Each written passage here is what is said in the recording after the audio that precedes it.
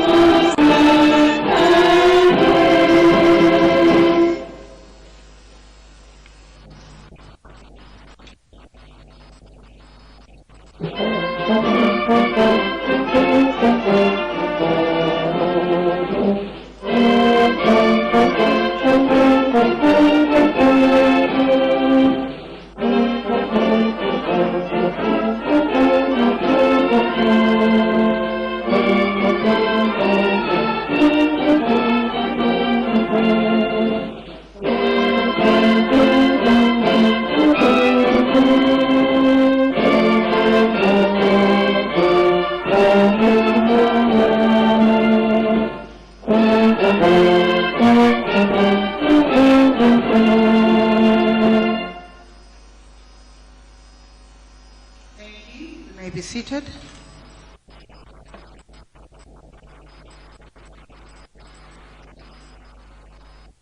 Your Excellencies, Presidents and Heads of States from the SADC member states, former heads of state in our midst, the Vice Presidents, prime ministers, honorable ministers, members of the diplomatic corps, distinguished guests, the first spouses, ladies and gentlemen, good morning, bonjour, bom dia, habari za asubuhi. A warm welcome to you all to this official opening ceremony of the 39th SADC Summit of Heads of State and Government, which is being held here at the Julius Nyerere International Convention Center in Dar es Salaam, the United Republic of Tanzania, the home of Zanzibar, the Serengeti National Park, and Africa's highest mountain, Mount Kilimanjaro. My name is Barbara Lopi from the SADC Secretariat, and I will be directing this morning's ceremony and will be supported by my sister Mindy Kasiga from the Ministry of Foreign Affairs in the United Republic of Tanzania. Allow me just to say a little bit about the summit, whose event we are witnessing here for the sake of the delegates who are here for the first time. The SADC Summit is one of the institutions of SADC.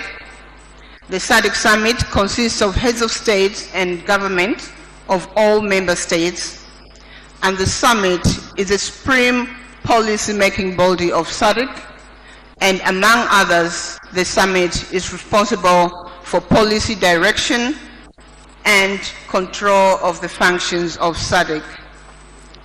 The summit is managed on a troika system that comprises the summit chairperson, the incoming chairperson who serves as deputy, and the immediate previous chairperson.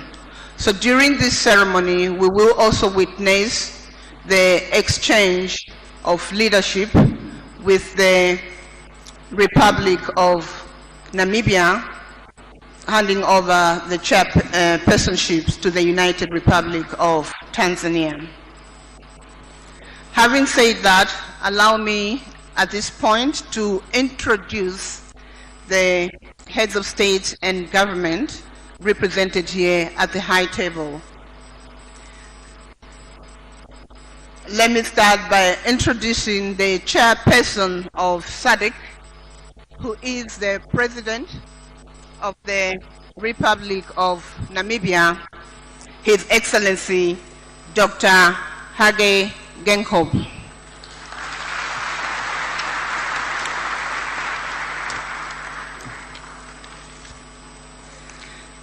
From the United Republic of Tanzania, allow me to introduce our host, His Excellency Dr. John Pombe Magufuli, who is the incoming chairperson of SADC. By the end of this ceremony, he will be the chairperson of SADC. Karibuni.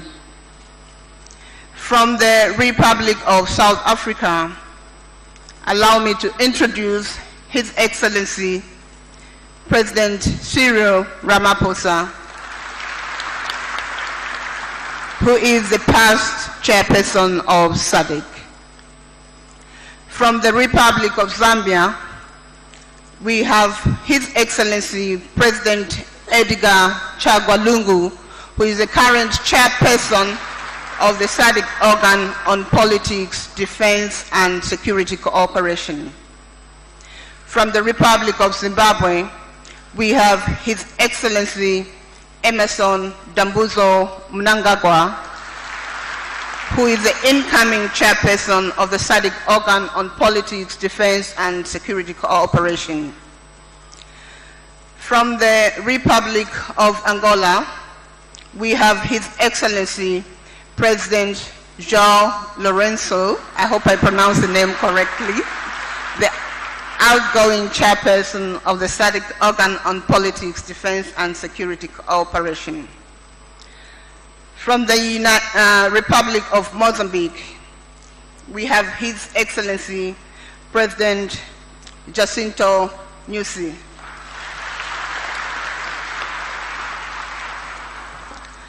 From the Republic of Seychelles, we have His Excellency President Dan Foe. From the Union of Comoros, His Excellency President Azali Assoumani. The Republic of Madagascar, we have His Excellency Andrinira Rajolina. From the Democratic Republic of Congo, we have His Excellency President Felix Antoine Tshisekedi Chilombo. From the Republic of Malawi, we have the Vice President, Everton Chimurilenji. The Kingdom of Lesotho, we have the Right Honorable Prime Minister Dr. Moshwai Thomas Tabane. From the Kingdom of Eswatini, we have the Prime Minister Honorable Ambrose Dlamini.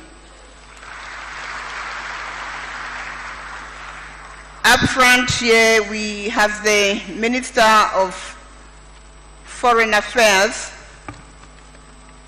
From the Minister of International Affairs and Cooperation from the Republic of Botswana, Honorable Dr. Unit Doe.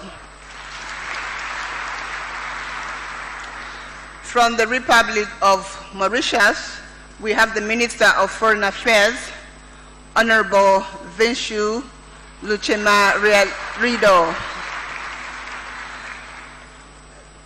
From the United Republic of Tanzania, we also have the Foreign Minister, who is also the chairperson of the SADC Council of Ministers, Professor Palamagamba John Kabudi. Up front also, we have Executive Secretary of SADC, Excellency Dr. Stegomena Lawrence Tax. She is a daughter of the United Republic of Tanzania. That is the high table. In our midst, we also have a lot of dignitaries. I will not mention all of them, otherwise we'll take the whole day. But allow me to recognize the former heads of states from the United Republic of Tanzania who are in our midst.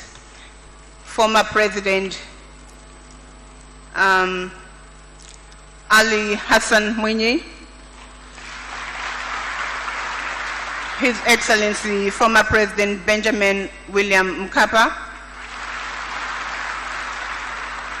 His Excellency former President Jakaya Mrisho Kikwete. We also have the President of Zanzibar, His Excellency Ali Mohammed Sheikh. And we have the Vice President, the Prime Minister, the Justices, and our guests from the Development Bank. We have the President of Africa Development Bank. I will announce him as he will be making a speech later on. We also have the representative from the United Nations Economic Commission for Africa. Thank you. At this point, allow me to now introduce the Executive Secretary of SADC, Her Excellency Dr. Stegomena Lawrence Tax, to come and deliver her remarks.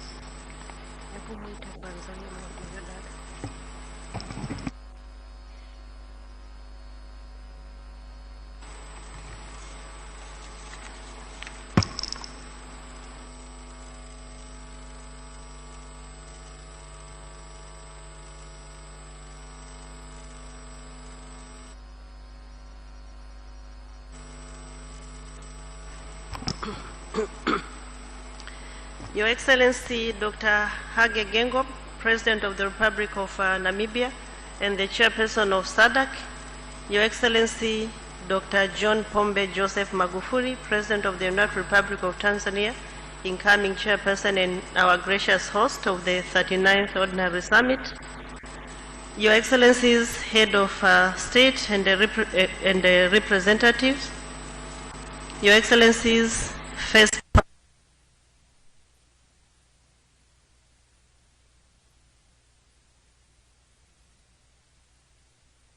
Your Excellency, the President of Zanzibar,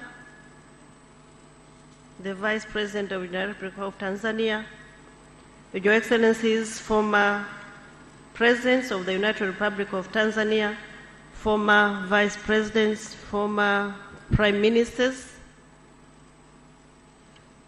Honorable Professor Paramagamba Kabudi, Minister of Foreign Affairs and of East African Cooperation of the United Republic of Tanzania and the Chairperson of Council of Ministers, Honorable Ministers from SADC member states, Your Excellency Dr.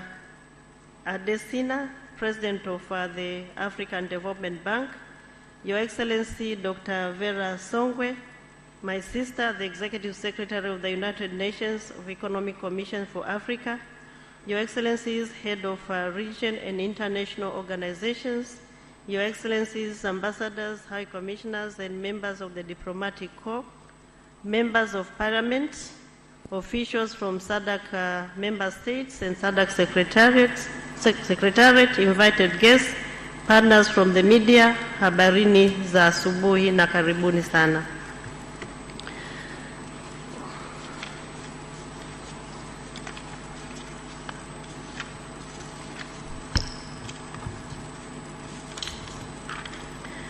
It is with deep sense of honor and gratitude that I stand before you to deliver some introductory remarks during this official opening of the 39th SADC Summit of Heads of State and Government.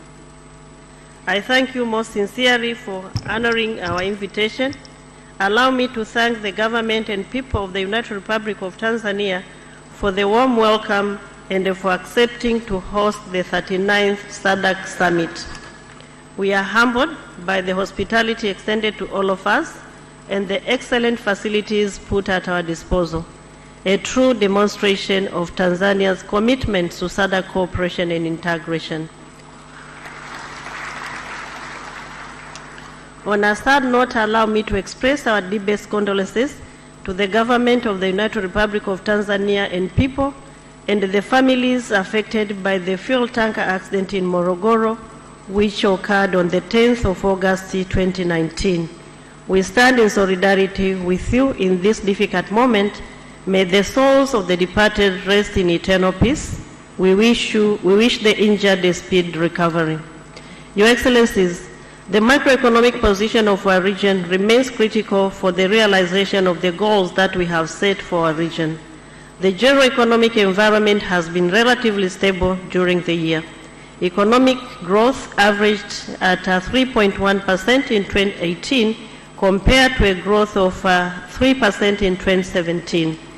Botswana, the Democratic Republic of Congo, Madagascar, and Tanzania observed strengthened economic growth, and only the United Republic of Tanzania made the GDP growth of 7% in 2018.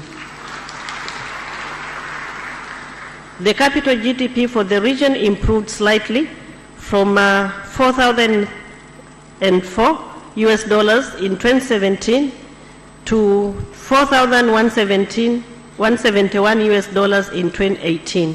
All member states except one recorded positive growth in per capita GDP in 2018.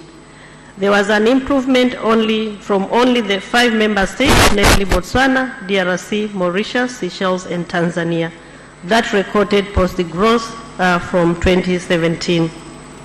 The annual inflation rate decreased to an average of 8% in 2018 from 10.1% in 2017. This slowdown in inflation is associated with, among others, favorable weather conditions in some member states low demand pressure, and stability in exchange rates. Botswana, Eswatini, Lesotho, Madagascar, Mauritius, Mozambique, Namibia, Seychelles, and South Africa and Tanzania met the inflation target rate of 3 to 7%. A downward trajectory in investments and savings registered since 2014 continued in 2018. The region recorded investments of 22.8% of GDP in 2018 compared to 24.4% in 2017. Botswana, Lesotho, Seychelles, Tanzania, and Zambia performed above the regional target of 30% of GDP for investment. On the savings side, the region remained subdued at 19.9% of GDP in 2018, lower than 20.6% realized in 2017. Only Botswana, Mozambique, and Zambia attained the regional saving target of 30% in 2018. The fiscal deficit averaged at 3.1% in 2018 compared to 4.3% of GDP in 2017.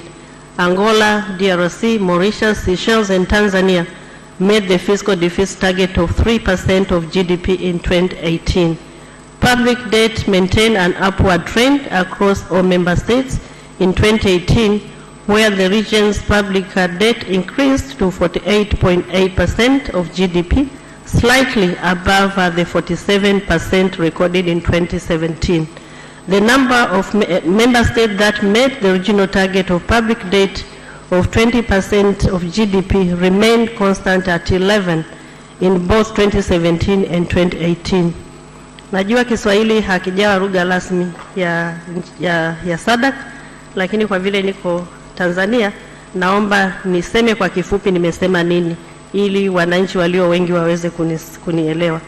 Nilichosema, nimesema kwamba uhimilivu wa uchumi ni nyenzo muhimu sana katika maendeleo. Nimetoa takwimu ya jinsi nchi wanachama zilivyokidhi vigezo vya uchumi mpana wa SADC. Tuna vigezo, na takwimu hizi zimeonyesha kwamba nchi wanachama zinafanya vizuri, na Tanzania ni miongoni mwa nchi wanachama ambazo zinafanya vizuri. Na kwa kipekee kabisa, Tanzania ni nchi peke yake ambayo imeweza kufikia kigezo cha kufikia 7% ya ukuaji wa uchumi. Kwa hiyo naomba mjipongeze, lakini pia naomba tuzipongeze nchi za SADC kwa ujumla wake kwa kujitahidi katika kukidhi vigezo hivi vya uchumi. In spite of the progress made as demonstrated by the macroeconomic indicators, tropical cyclones Idai and Kenneth had devastating effects on some of our countries, but in particular unions of Comoros, Madagascar, Malawi, Mozambique, South Africa, and Zimbabwe, resulting in unprecedented loss of lives and livelihoods and the destruction of our property. I would like to express our deepest sympathy to the countries and people affected by Cyclone Idai and Kenneth. SADC responded swiftly by releasing $500,000 to the 3 countries that were mostly affected. And they also launched a regional humanitarian appeal. May I extend our gratitude to His Excellency Dr. Hage Gengo, the chairperson of SADC, for his timely response, and the member state, united agencies, and other partner institutions, civil society organizations, the private sector, and individuals that supported the affected member states during these challenging times. As a result of the national and the regional humanitarian appeals, a total of $203 million translating to 41% of the required $491 million has been mobilized. As a long-term strategy, SADC is in the process of operationalizing the Disaster Preparedness and Response Strategy and Disaster Response Fund. As climate change intensifies, climate-related disasters are predicted to increase in frequency but also in severity, further compounding the increased threat to the health and the well-being of human and non-human species worldwide. As such, there is a need for the region to undertake interventions to lessen the impact of these disasters. The region also needs to undertake interventions to reduce its footprint on climate change through, among others, adoption of clean technologies to reduce carbon dioxide emissions, combating deforestation, and increasing reforestation to enhance carbon reduction measures. Your Excellencies, implementation of the 38th SADC Summit theme of promoting infrastructure and youth empowerment for sustainable development that you adopted in 2018 August in Windhoek, Namibia, progressed very well. Attention was on the amplification of youth voices through the SADC Youth Forum. In this regard, numerous activities were implemented that resulted in the development of a framework on promoting youth innovation, entrepreneurship, and leadership. This was in a recognition of the importance of youth and the need to mainstream youth empowerment in SADC programs. To this effect, your youth empowerment will remain a continuous SADC agenda. May I thank His Excellency Dr. Hag Gengo, the chairperson of SADC, for his vision and for overseeing and guiding the implementation of the 38th Summit theme and for pushing it forward as part of the regional integration and development agenda. It was a theme and is going to remain a SADC agenda as we move forward. We thank you very much, Your Excellency. Excellencies, peace and security and stability are essential in creating a conducive political and a social environment for livelihood and to thrive the business to operate and flourish. During the year, the region maintained its enviable record of peace, security, and stability. Furthermore, consolidation of democracy had remained on a right trajectory. Since your last meeting in August 2018, 6 member states, namely the DRC, Eswatini, Madagascar, Malawi, South Africa, and Zimbabwe, conducted elections which were credible and peaceful. Where there were electoral disputes, legal processes were followed in handling such complaints. Electoral disputes are a healthy part of democratic process, and when subjected to due process of the law, they reinforce legitimacy and credibility of the democratic system, as we evidenced during the year in our region. Your Excellencies, while SADC region enjoys peace and tranquility, terrorism and other transnational crimes continue to be matters of great concern. Organized crime also poses a significant threat to peace and security and also undermines regional economic integration. It is therefore imperative that SADC member states continue to cooperate and undertake joint initiatives to address this menace of great concern to all of us. Gender-based violence also continues to adversely impact on the socio-economic development of our region. A study undertaken by the SADC Secretariat on gender-based violence in the region, among others, shows that gender-based violence is a common phenomenon in SADC. Prevalence rates vary across member states, with physical violence ranging from 6 to 34%, it is very high. Sexual violence from 4 to 26% is equally high, and emotional violence from 15% to 37%. With everyone's commitment, we can eradicate this unacceptable practice of gender-based violence. Your Excellencies, during the year, SADC remains seized with the implementation of SADC industrialization agenda that is anchored on technological and socio-economic transformation as a means of addressing poverty, inequality, and the underdevelopment that bedevil our region and the continent at large. Industrialization remains the topmost priority of our region. Effective industrialization requires partnership between public sector and private sector and the other regional and the international partners. The private sector is the engine of development as it creates jobs, undertakes economic production, contributes to government revenue, and helps to lift the living standard of our people. The 39th summit theme, a conducive environment for inclusive and sustainable industrial development, for increased intra-regional trade and the job creation, is very timely. For the private sector to drive our industrialization agenda, it needs to be competitive, adaptive, and plugged into regional and the global value chains.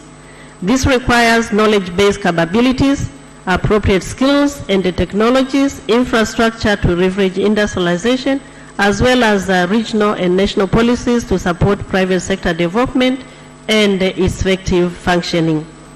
Both the COMESA EAC SADC Tripartite Free Trade Area that was launched in 2015 and the African Continental Free Trade Area, whose agreement entered into force on the 30th May of 2019, will require that the private sector in the SADC region is positioned to compete and utilize the opportunities from these expanded free trade zones of over 1.2 billion people. In order to enhance public-private partnership and anchor the industrialization process, we have introduced SADC annual business industrialization weeks. The industrialization weeks bring together different stakeholders to showcase innovative entrepreneurial ventures in the region, promote experience sharing, and encourage the brokerage of investment partnership. This year's Industrialization Week was held very successfully on the 5th to the 9th of August in Dar es Salaam, during which the SADC Business Council was launched. The private sector is therefore encouraged to use this platform and contribute to the SADC development agenda. Tunaishukuru sana serikali ya Jamhuri ya Muungano ya Tanzania na wadau wote walioshiriki katika kongamano hili, lakini hasa kwa maandalizi mazuri yaliyofanywa na serikali ya Jamhuri ya Muungano wa Tanzania. Ilikuwa ni kongamano ambalo lilileta watu wengi sana, haijawahi kutokea tangu tumeanza makongamano haya. Your Excellencies, as part of the implementation of SADC Industrialization Strategy and Roadmap 2015-2063, a protocol on industrial and the mining vision and action plan were developed during the year. The regional mining vision aims at optimizing sustainable extraction and development of mineral resources that are abundant in our region. On the other hand, the protocol on industrial seeks to promote diversified, innovative, and globally competitive regional and national industrial bases. Recognizing the contribution of small and medium enterprises, the Secretariat, in collaboration with the UN Economic Commission, UNECA, conducted a study on a small and medium-scale enterprises. The study will be used to develop a framework to enable SMEs to be among the key drivers of industrialization. While we celebrate the progress made, it is important to critically analyze the pace at which we are moving and acknowledge that growth of the manufacturing sector remains slow. The sector grew by 4.3% in 2018 as compared to 4.6% in 2017. And the share of the manufacturing sector value added to overall GDP for SADC region was 19.9% in 2018, slightly up from 11.5% and 11.2% in 2016 and 2017 respectively. This is a matter of concern, considering that we are far from attaining the targets that we set for ourselves. As one of the targets outlined in the industrialization strategy, we committed to increase the share of manufacturing value added in GDP to 20% by 2020 and 40% by 2050, and we are still at 11%.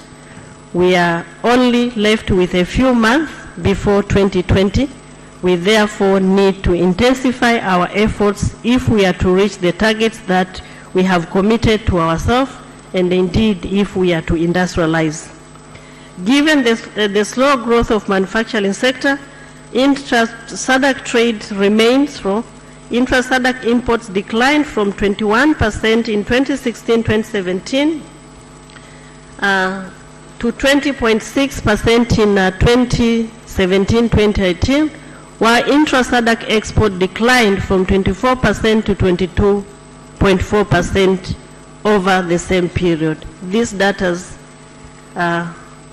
what the data says is that indeed we are making progress, but we need also to intensify our efforts. Your Excellencies, in spite of the recorded progress, the road ahead of us is still long, and attention needs to be paid to a number of issues, among others, continued and concerted efforts in promoting macroeconomic stability and the consolidation in our macroeconomic stability consolidation in our region. This is essential to win business confidence and ensure predictability of our in our economies. Addressing the energy deficit that the region continues to face, with many countries producing below installed capacities, it is important to diversify our energy sources, as energy is fundamental in powering industrialization.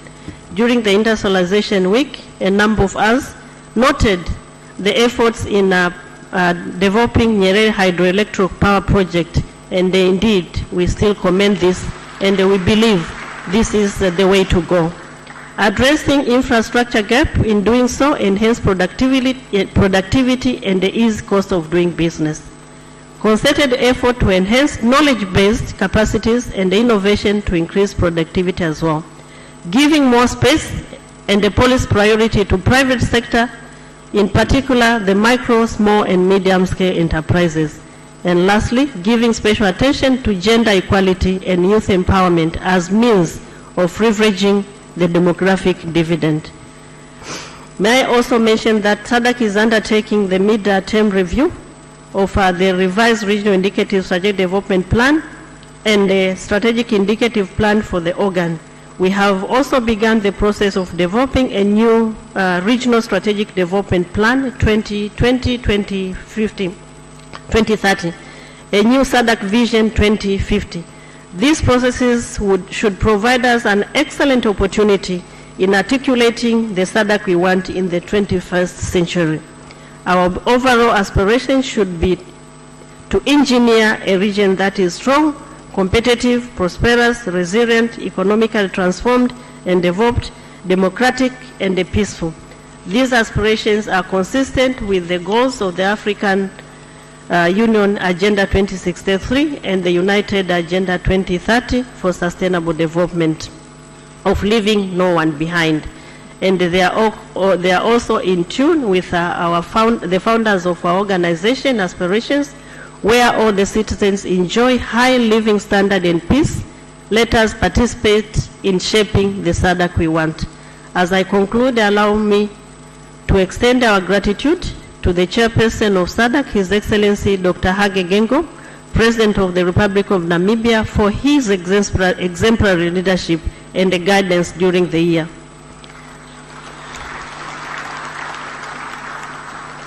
Indeed, his leadership has been instrumental in attaining the success recorded by SADC during his tenure, some of which I have presented, but there are many I cannot present all of them as the SADC chairperson. We thank you very much, Your Excellency.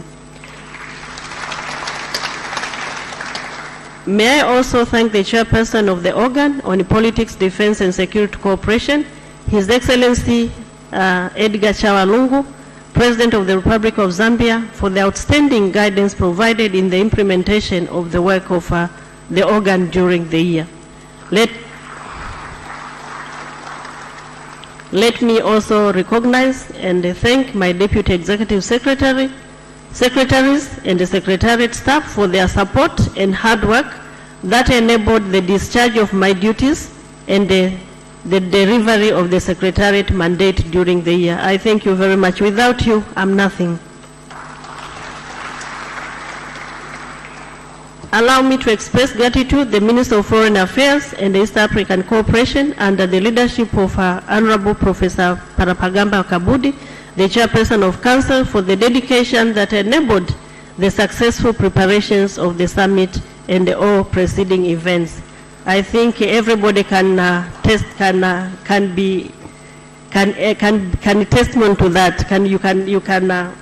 You can verify that indeed the preparations were very good, and the summit and all meetings were held very, very successfully. We thank you very much for that. At this juncture, allow me to congratulate and welcome the incoming chairperson, His Excellency Dr. John Pombe Magufuli, President of the United Republic of Tanzania. I wish to assure you, Your Excellency, that the Secretariats and my personal commitment and the professional services during your tenure as the chairperson of SADC. Asanteni sana kwa kunisikiliza.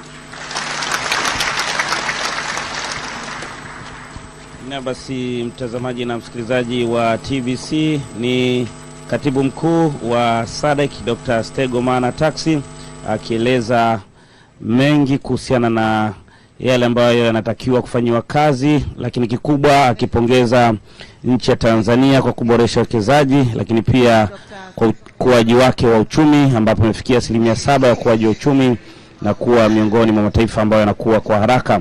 Kingine kikubwa amekigusia kuhusiana na hatua za kupunguza madhara mabadiliko ya tabia nchi, ujuzi kwa vijana na swala la amani na uthabiti. Few confessions through the chair. I'm sure I'll be forgiven. His Excellency the President of the Republic of Mozambique is Felipe Jacinto News. I think I slipped off the Felipe. If we just say Jacinto News, it will be the President's son. So my apologies for that. It's the President who is here, not the son. Also, I did mention that we have former presidents in our midst. I would like to recognize that we have... Naam, nilikuwa nikiendelea kukujuza mtazamaji na msikilizaji wa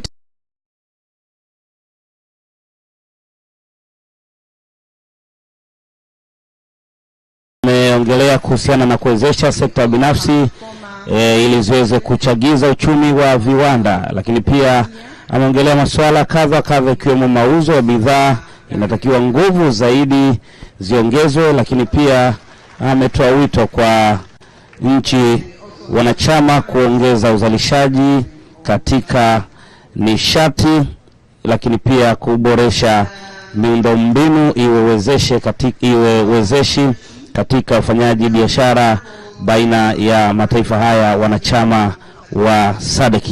Mtazamaji na msikilizaji wa TBC, tunaendelea kujuza kile ambacho kinaendelea kujiri hapa katika mkutano huu wa wakuu wa nchi na serikali wa Jumuiya ya Maendeleo Kusini mwa Afrika SADC.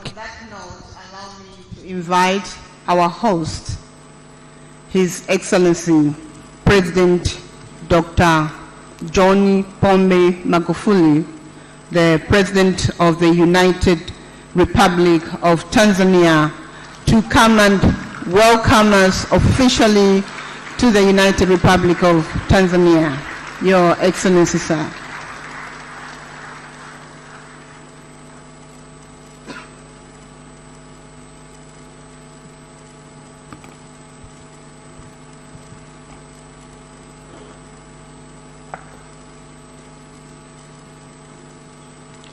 Your Excellency, Dr. Hage Geingob, President of Republic of Namibia and the Chairperson of SADC, Your Excellencies, Head of States and the Government of SADC, Your Excellency, First Ladies,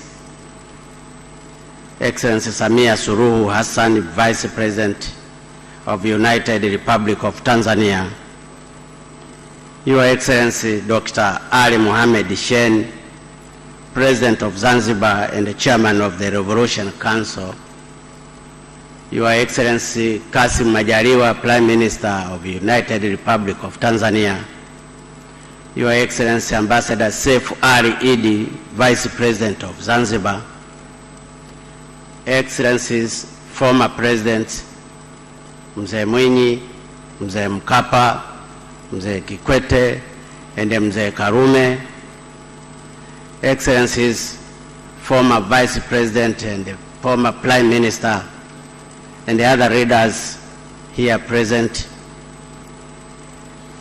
Your Lordship Professor Ibrahim Hamisi Juma, Chief Justice of Tanzania, Your Lordship Othman Makungu, Chief Justice of Zanzibar, Your Excellency Chairman of the SADC Council of Ministers, Honorable Ministers here present, Your Excellency Dr. Stegomena, Tax Executive Secretary of the SADC, Your Excellency Head of other regional and international organizations, Excellencies, Higher Commissioners and Ambassadors here present, distinguished delegates and other invited guests, ladies and gentlemen.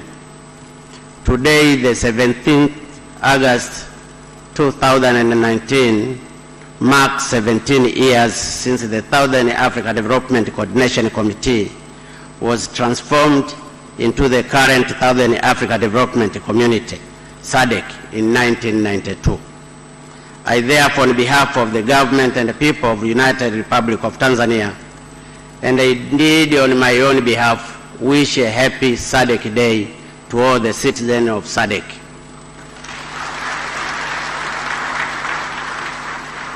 Your Excellencies, ladies and gentlemen, in establishing these organizations in 1980, our founding fathers had one major objective, that is to fight and eradicate all forms of colonialism and racial segregations in this sub-region. Indeed, by the year 1994, the entire Southern Africa region was free from the yoke of colonialism and apartheid regimes.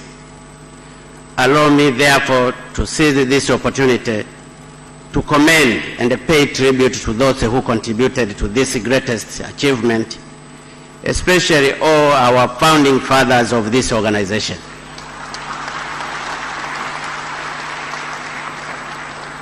While commending them, it also needs to say that one of the instruments that facilitated our struggle was the Swahili language. This noble language has since then continued to expand all over the world. Indeed, it is now the 10th most spoken language in the world, whereby in Africa it is widely spoken in 13 countries, including 6 in the SADC regions. The African Union, the East African Community, and recently the African Development Bank, and I'm happy to see the President of African Development Bank here, have already adopted it as either their working or official language. It is against this background that I would like to appeal to Your Excellencies to allow me to deliver my welcome remark in Swahili. It's my sincere hope that by doing so, Your Excellencies will be convinced to consider and fast track the adoption of Kiswahili as the fourth official language of the SADC. Since I see no objection to my request, I now switch into Swahili. For those who are unable to follow the language, don't worry, interpretations facilities are available. Waheshimiwa wakuu wa nchi wenzangu, mabibi na mabwana, ni heshima kubwa kwangu kupata fursa hii ya kusimama mahali hapa kwa niaba ya serikali pamoja na Watanzania wote kwa kuwakaribisha wageni wetu, viongozi wenzangu wakuu wa nchi na serikali pamoja na ujumbe wenu kwenye mkutano huu wa 39 wa wakuu wa nchi na serikali za jumuiya yetu ya maendeleo kusini mwa Afrika. Kama mjuavyo, mkutano huu unafanyika ikiwa imepita miaka 20 tangu baba wa taifa letu Mwalimu Julius Nyerere, ambaye alikuwa miongoni mwa waanzilishi wa SADC, afariki dunia. Hivyo basi, tunaahidi kushirikiana na nchi zote wanachama wa SADC kuhakikisha kupitia mkutano huu ndoto na mawazo ya baba yetu wa taifa pamoja na viongozi wengine waanzilishi wa jumuiya hii yanaendelea kutekelezwa kwa vitendo. Baada ya kusema hayo, narudia tena kuwakaribisha waheshimiwa wakuu wa nchi kwenye mkutano huu wa 39 wa SADC hapa Dar es Salaam, mahali penye amani na ambapo ni kitovu cha harakati za ukombozi barani Afrika. Mungu ibariki SADC, Mungu ibariki Afrika. Asanteni sana kwa kunisikiliza.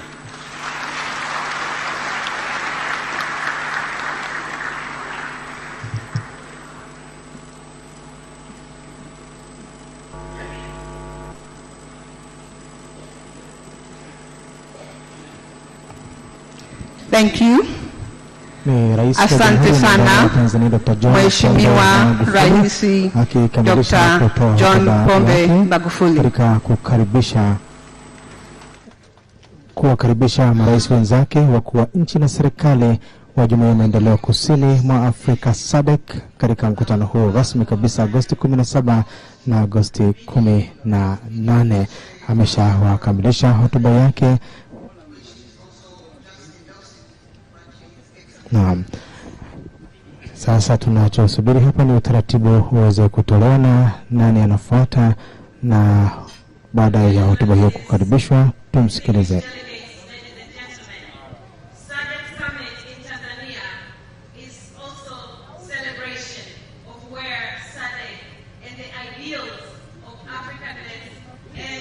Humanity were found.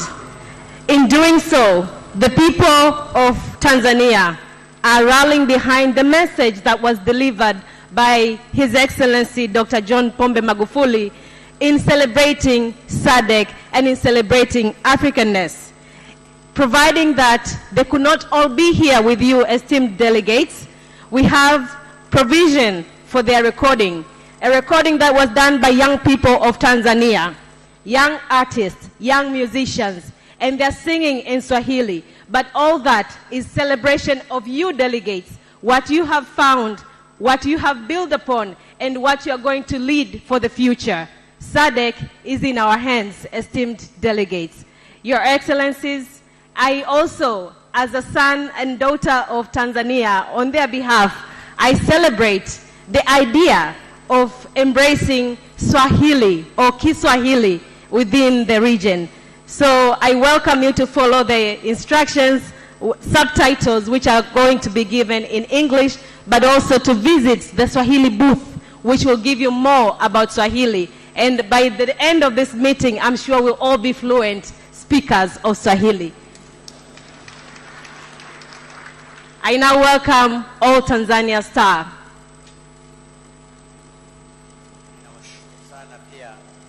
Kwa kuichagua Tanzania kuwa mwenyeji wa maadhimisho haya ya SADC. Kwa kweli hii ni heshima kubwa kwa Tanzania. Asanteni sana.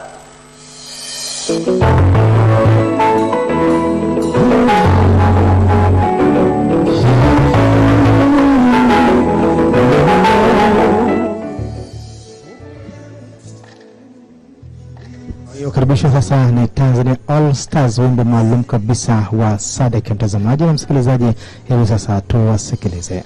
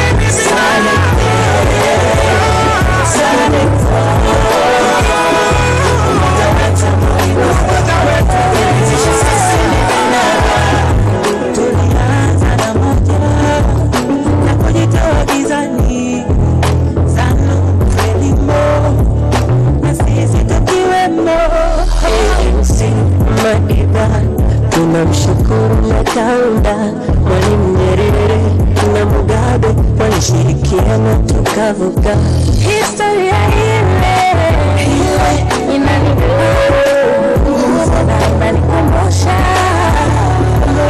sisi. Historia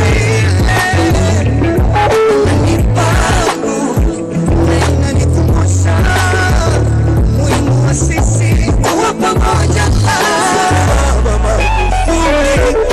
wana mkono huu, juhudi zako katika kazi ni mfano kwa upendo huu. Ni lazima rasilimali zetu Afrika zitunufaishe wenyewe Afrika.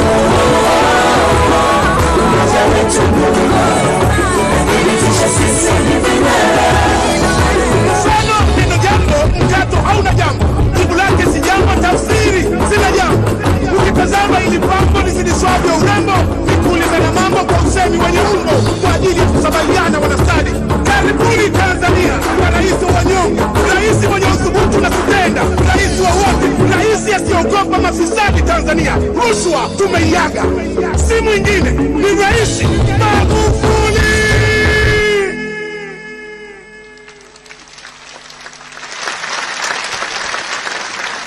Naam, ni wimbo maalum kabisa wa SADC kutoka Tanzania All Stars, wimbo ambao umeimbwa na mjumuiko wa wanamuziki na wasanii mbalimbali. Na tumsikilize sasa mshereheshaji kwa kinachofuata.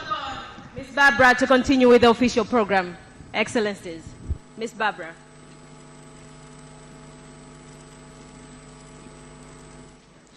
Thank you, my sister Mindy.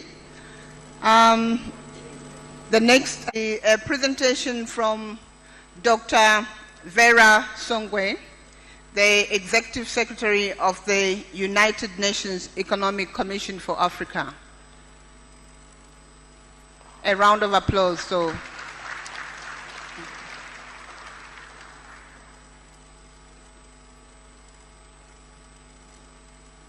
Yes. Yes, I will be, don't worry.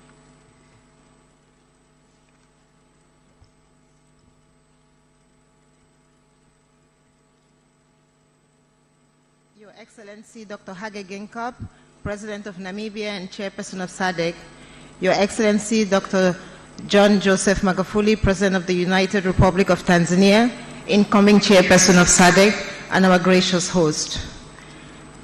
Your Excellency, other members of government and head of state, honorable ministers, members of parliament, and members of the justice system. Your Excellency, the SADC Executive Secretary, my sister, Dr. Stragomena Lawrence Tax, heads of other institutions, in particular my brother, the President of the Asian African Development Bank, Dr. Adesina, members of the UN family, private sector, the civil society, the youth, members of the media, First Ladies, distinguished ladies and gentlemen. Habari za asubuhi. Good morning, bonjour, buen dia. I am pleased and feel highly honored to have been invited to address this august gathering on the opening of the 39th Ordinary Summit of Heads of States of the SADC region. To begin with, allow me to express my sincere gratitude to His Excellency President John Joseph Magufuli and the government and people of the United Republic of Tanzania for the warm hospitality extended to me and our delegation and the hills of the Kilimanjaro. I would also like to acknowledge the significant contributions made by the outgoing SADC chairperson, and I think my sister, Dr. Tax, has already re-emphasized that, so I wouldn't go through that in the interest of time. But thank you, President Hage Geingob, for everything you've done during your chairmanship. I must say the theme of this summit, a conducive business environment for inclusive and sustainable industrial development, is well-timed and resonates very well with the current economic developments across the continent. And therefore, I would like to congratulate the heads of states and government for adopting this. I would like to couch my speech on the 4 headings: the global context, the trade issues and industrialization, the state of the people of the SADC region, and the question of competitiveness. And the global context, I think we have all seen the trade wars that are happening across the world and are particularly impacting on our continent, not directly, but through monetary policy, because our competitiveness is weakening. We must ensure, therefore, that as the rest of the world slows, and as growth generally slows because of the trade wars and because of diminishing productivity in the developed world, which has been a source of growth for the continent, and as well in China. As we know, China used to grow much faster, at double-digit growth. Today, China is growing at 6 and 7%. It is not enough to power our continent. We therefore must look inside. We must ensure that as we move forward together on the continent. And I think it is for this reason that we celebrate the African Continental Free Trade Area Agreement, because it allows us as Africans to come back within, to look inside of us, to be able to find the sources of growth we need to ensure that our continent continues to be prosperous. We are 10 years away from the SDGs, and many of our countries will not meet the SDGs. The SDGs have one line: we must leave no one behind. And we are not there yet. I think, as my sister said, growth on the continent is slow. The SADC region promised 7% growth by 2020. It is less than 4%. I think only a few countries are making the 7% growth, including Tanzania, and we congratulate Tanzania for that. We need to do more, we need to do better, we need to do faster to ensure that our people stay out of poverty. The speedy ratification of the CFTA is a clear sign that our leadership and the leadership of SADC recognizes and realizes that industrialization, but more importantly, integration, is what is going to create jobs and generate prosperity for our people, in particular for our youth and for the women. Therefore, it is for this reason that we continue to emphasize and urge the rest of the countries that have not yet ratified the CFTA to join the community of the willing and ensure that we all get and move forward with this 1.2 billion market, which can create more jobs, create more prosperity for our people. The main purpose of the CFTA is really about that. It is about creating jobs. It is about ensuring that every young woman, young man, every child who grows up in the SADC region will realize their dreams of getting a job in the near future. Prosperity is within our reach. We know we can do it as an integrated community, and therefore, this is the reason why we work harder and stronger every day to ensure that this integration, which has begun with the CFTA, continues. We cannot do integration, we cannot benefit from the CFTA if we do not have the conditions that ensure that our economies are competitive. In that spirit, and again, my sister has spoken about the issue of climate change, And I'd like to stop here and take a few moments to recognize and sympathize with those who suffered from Cyclone Indai. As you know, the Secretary General of the United Nations did visit the region to pay his respects, but also to emphasize the importance of climate change. Indeed, Africa is only 2% of the contribution of carbon dioxide into the environment, but we do know, and I think we are living it, we do experience the fact that we are suffering the most. An important part of climate change is energy. An important part of industrialization is energy. Today in the SADC region, only 5% of the rural areas in the Southern African region have access to electricity. There is quite a dichotomy in the region. 71% access in the urban areas of Tanzania, 7% in the rural areas. 80% access in the urban areas of Zimbabwe, 14% in the rural areas, and the numbers go on. We need to ensure, in particularly as we know that our women are in the rural areas, that there is more energy. But it's not just any kind of energy. We need renewable energy, because even if we don't contribute to the climate change problem by continuing to use fossil fuels, we will in the long run contribute. And the small amount that we pollute into the environment actually translates into huge amounts for our healthcare systems, as it is our women who continue to burn fossil fuels and suffer from poor cooking services. So in the SADC region, you have made a lot of progress improving energy with the South African power pool.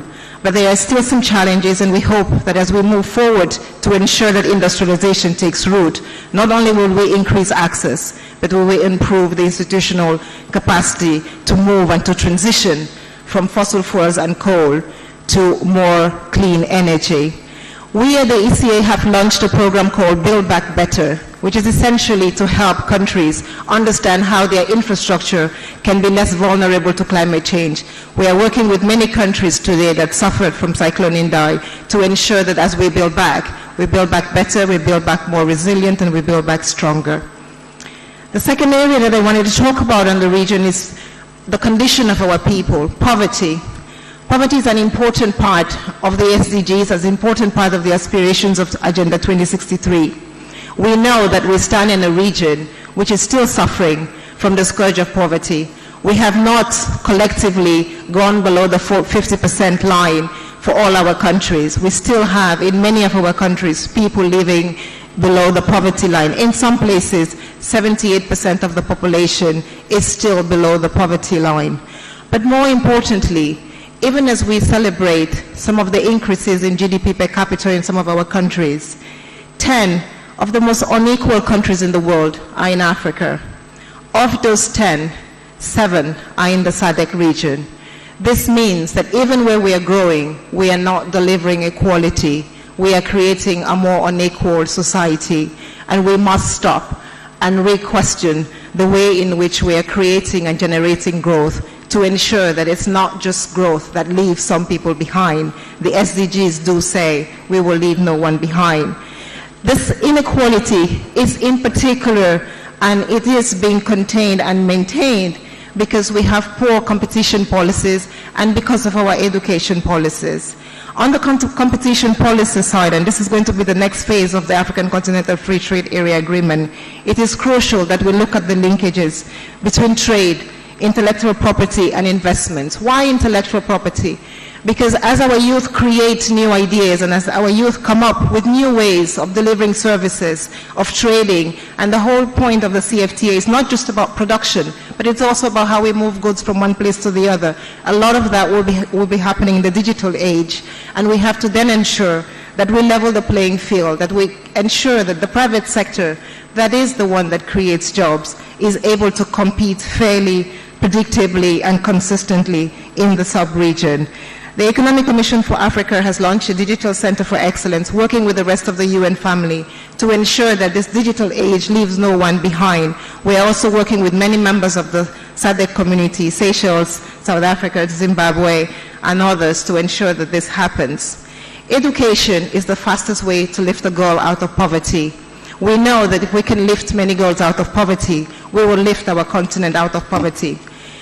As I stand in the country of the President Julius Nyerere, he once said, education must provide for three things: an inquiring mind, an ability to learn from what others do, and a basic confidence in our own position as a free and equal member of society who values others and is valued by them for what they do and what they obtain. I think as we stand here today in the country of His Excellency, former President Julius Nyerere, who is a champion for Africa, these words on education must resonate to all of us, that our girls must go to school, our girls must ensure that they don't get left behind in the digital age. In conclusion, Your Excellencies, allow me to take from a quote of Nelson Mandela, and I promise President Hage Geingob I'm not going to repeat yours. I dream of an Africa which is in peace with itself. I dream of the realization of the unity of Africa, whereby its leaders combine in their efforts to solve the problems of this continent. I dream of an Africa. I think as we signed and ratified the CFTA, we began to make that dream of an Africa reality. And I hope that the next time we meet, all of the SADC leaders would have ratified the CFTA, and we will be one more step closer to that dream of a united Africa where its people live in peace with themselves. Thank you very much for your attention. Na mtazamaji na msikilizaji wa TBC, ni Dr. Vera Songwe, katibu mtendaji Kamisheni ya Uchumi Afrika kutoka Umoja wa Mataifa, akimaliza hotuba yake iliyojikita zaidi kuelezea masuala yanayohusu uchumi wenye ushindani, lakini pia akigusia swala la elimu, akiyataka wanachama wanachama wa jumuiya hii kuweka mkazo sana katika kuwawezesha watoto wa kike kwenda shule ili waweze kujikwamua, lakini pia kuepuka madhara ya mabadiliko ya teknolojia. Na sasa tusikie hotuba nyingine na kisha nitakujuza kile ambacho kinaendelea.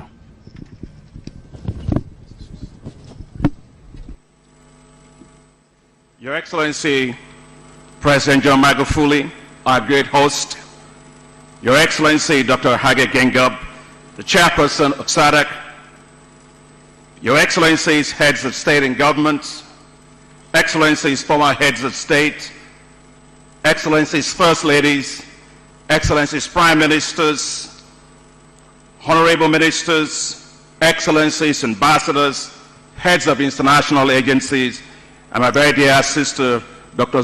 Vera Songwe, the Executive Secretary of the Economic Commission for Africa, distinguished ladies and gentlemen. I commend you, President Hage Geingob of Namibia, on your remarkable work as chairperson of the SADC, and I thank you for your outstanding work.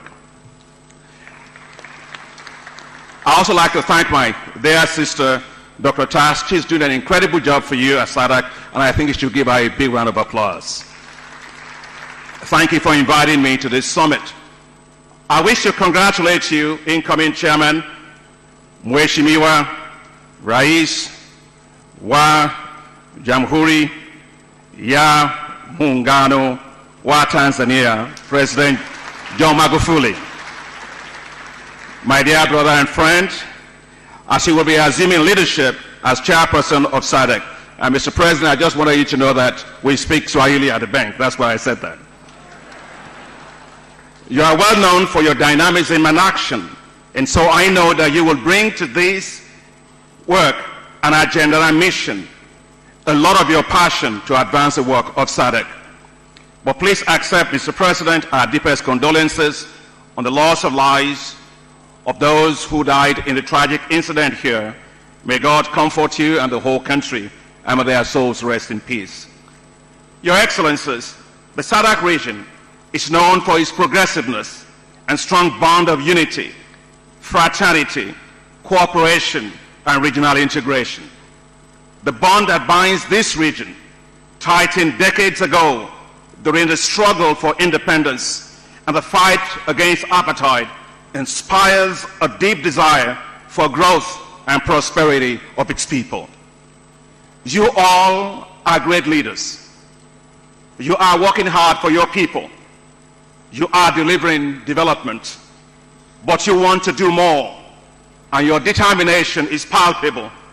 I am here, Your Excellencies, to let you know that the African Development Bank, your bank, is there to strongly support your drive for more rapid economic development of the SADC region. We've deepened the decentralization of the bank. Since 2015, we have opened regional offices in 5 regions: the West, the East, Central, North, and Southern Africa. We are getting much closer to the countries.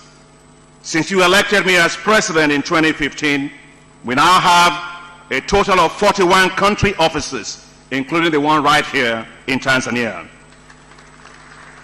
My personal commitment to the region is very strong. I have appointed 2 vice presidents of the bank from the Southern Africa region, including the first Lusophone vice president in the entire history of the bank. The bank has continued to deliver great value for the SADC region. For Southern Africa region alone, the bank's current investment totals $13 billion. Your investment in the bank pays off very well. For every dollar of paid-in capital by the region, it received about $19 in investment, an impressive 19-to-1 leverage ratio. Take the case of energy. The bank has invested $5 billion in Eskom in South Africa that is critical for the power supply for South Africa and the entire SADC region. The bank has also supported Mauritius with $114 million for its St. Louis power plant that now provides 36% of the population with electricity. Unlocking the potential of INGA hydropower project in the Democratic Republic of Congo must be, and I emphasize must be, a top priority. With a potential of over 44,000 megawatts, this can power the entire region and beyond. That's why the African Development Bank is strongly supporting the realization of INGA 3. The bank provided $75 million to finance the feasibility studies, and my sister, Dr. Tax, was talking about the crucial importance of energy. We financed the feasibility studies for this 4,800 megawatt space that will provide electricity to the DRC, South Africa, and all of the SADC countries. We stand ready to help drive investments to make this a reality. Investments by the bank are also helping to turn the dream of the road linking Cape Town to Cairo a reality. I was delighted to be here last year to join President Magufuli here in Tanzania as he inaugurated the bank-financed 251-kilometer road, and we did this with JICA, the Japanese, linking Dodoma to Babati. Congratulations, Mr. President. We close a critical link, missing link, in the Trans-Africa Highway connecting Cape Town to Cairo through Lusaka, Dodoma, Arusha, and Nairobi. Small island states have been a priority of ours as well, and our support for Seychelles and Comoros has helped them to build critical infrastructure, including water and road networks.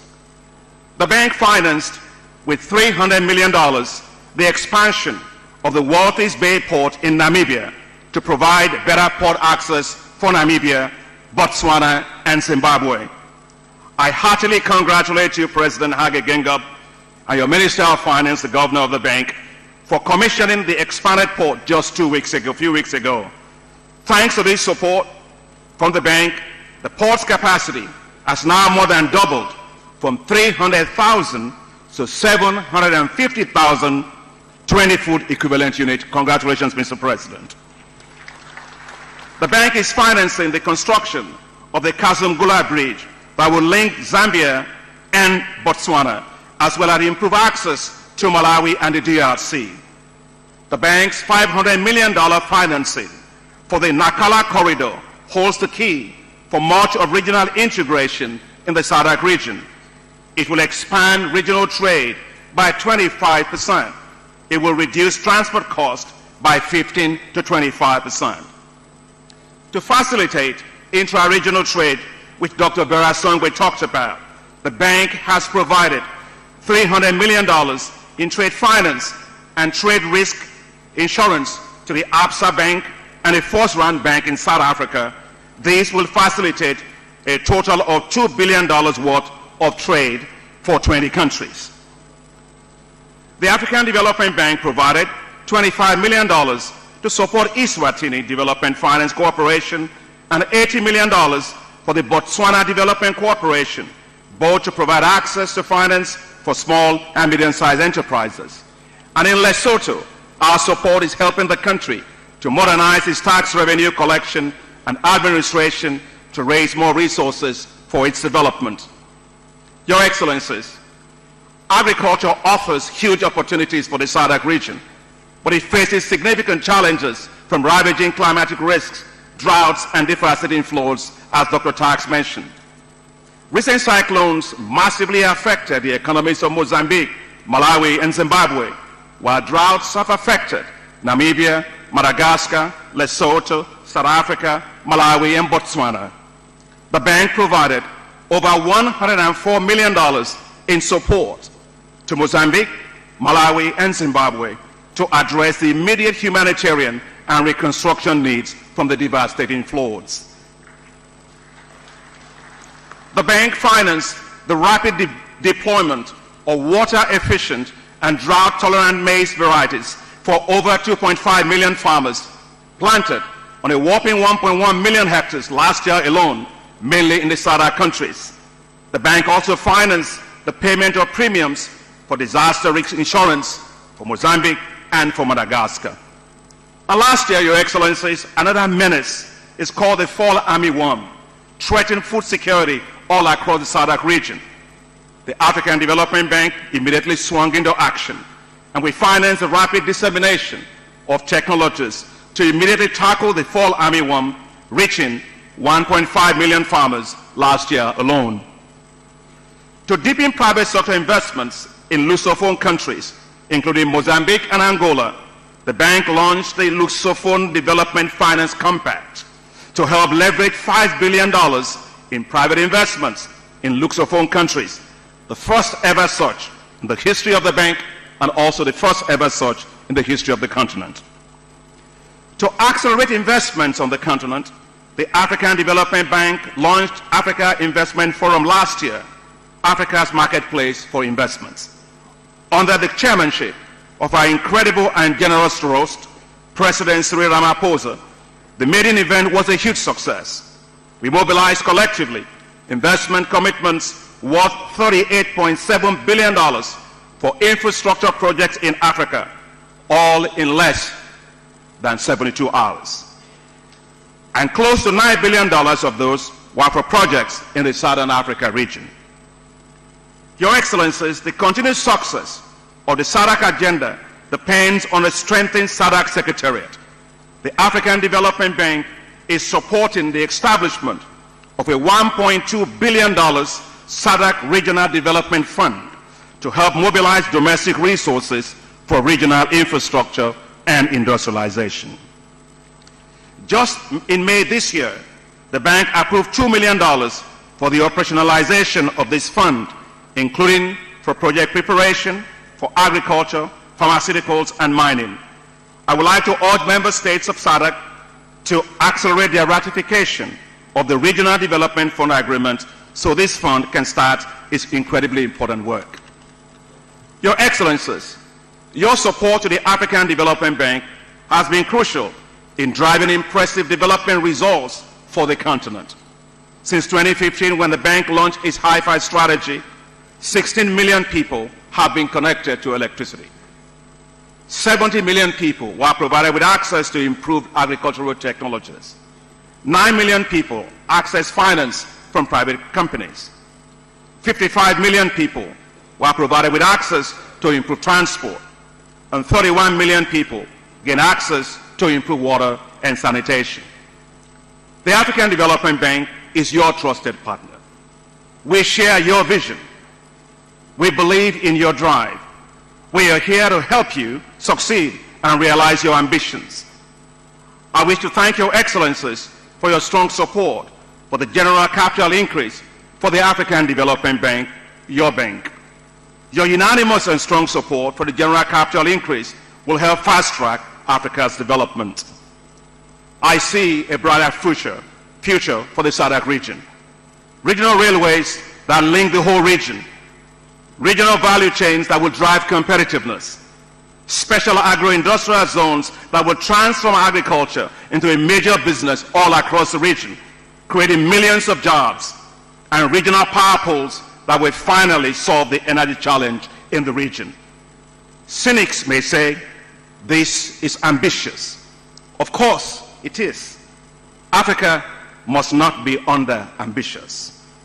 With your support, the African Development Bank and myself as its president stands fully committed to support SADC to achieve even greater development results in the coming years. Thank you very much, Your Excellencies. Merci beaucoup. Mucho obrigado. Asante sana. Basi ni Dr. Akinwumi Adesina, Rais wa Benki ya Maendeleo ya Afrika, akielezea mchango wa benki hiyo katika miradi mbalimbali ya maendeleo katika ukanda wa maendeleo kusini mwa Afrika, akizungumzia wawekezaji ambao wamefanya katika miradi mbalimbali ya umeme katika mataifa ya Afrika Kusini, taifa la Mauritius, lakini pia akielezea jinsi benki hiyo imesaidia wawekezaji katika nishati na kusaidia miundombinu, akitolea mfano pia mradi wa ujenzi wa barabara kilomita 251 kutoka Dodoma kwenda Babati ambao ulifadhiliwa na benki hiyo. Pia ameelezea uwekezaji katika maeneo ya bandari na kufadhili miradi mbalimbali ya madaraja, lakini pia benki hiyo imekuwa ikisaidia katika ujenzi wa miundombinu iliyoharibiwa na majanga mbalimbali. Na kurejesha ukumbini, tuendelee kujua kile kinachoendelea.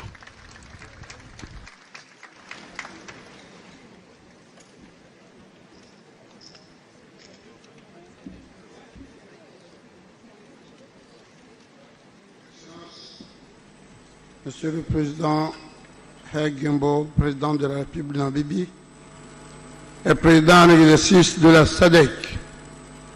D'accord.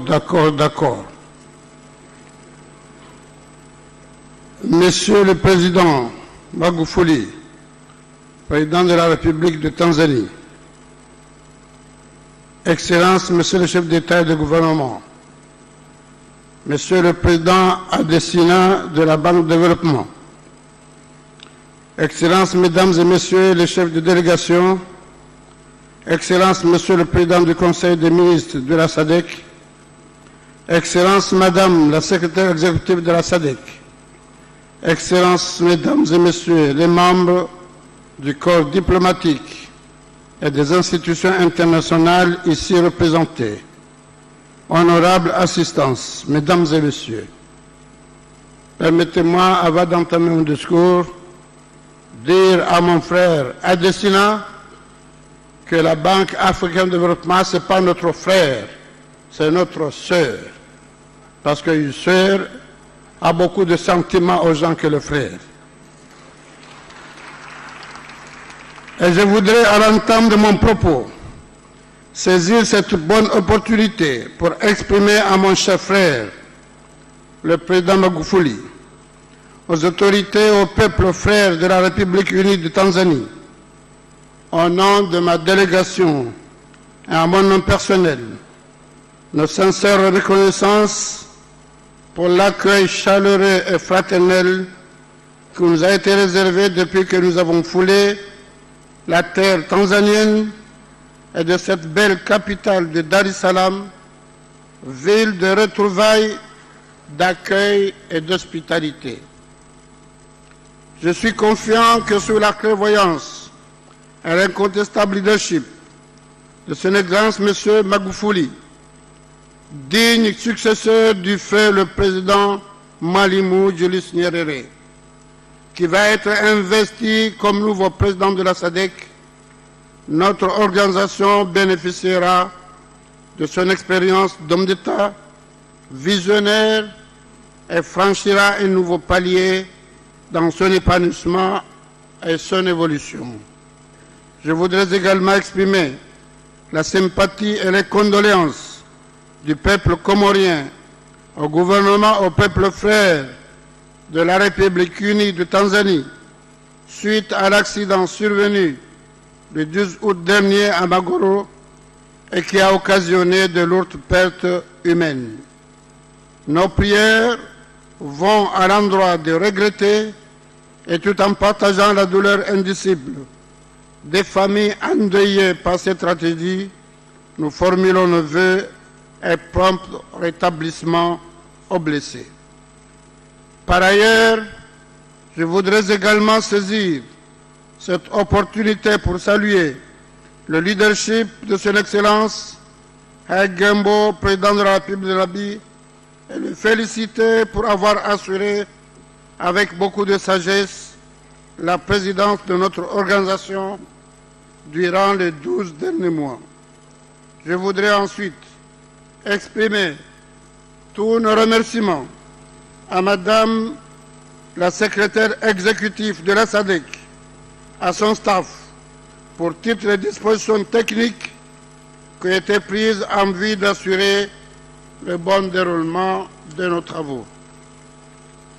Mesdames et Messieurs, honorables assistances, mon pays, l'Union des Comores, est heureux de se joindre à cette grande famille de la SADC et d'apporter sa modeste contribution aux efforts communs de notre organisation en vue de la réalisation de son objectif principal, la solidarité et le soutien mutuel pour un développement harmonieux de nos pays à travers les principes fondamentaux de souveraineté et de respect de l'intégrité de nos frontières au regard du droit international.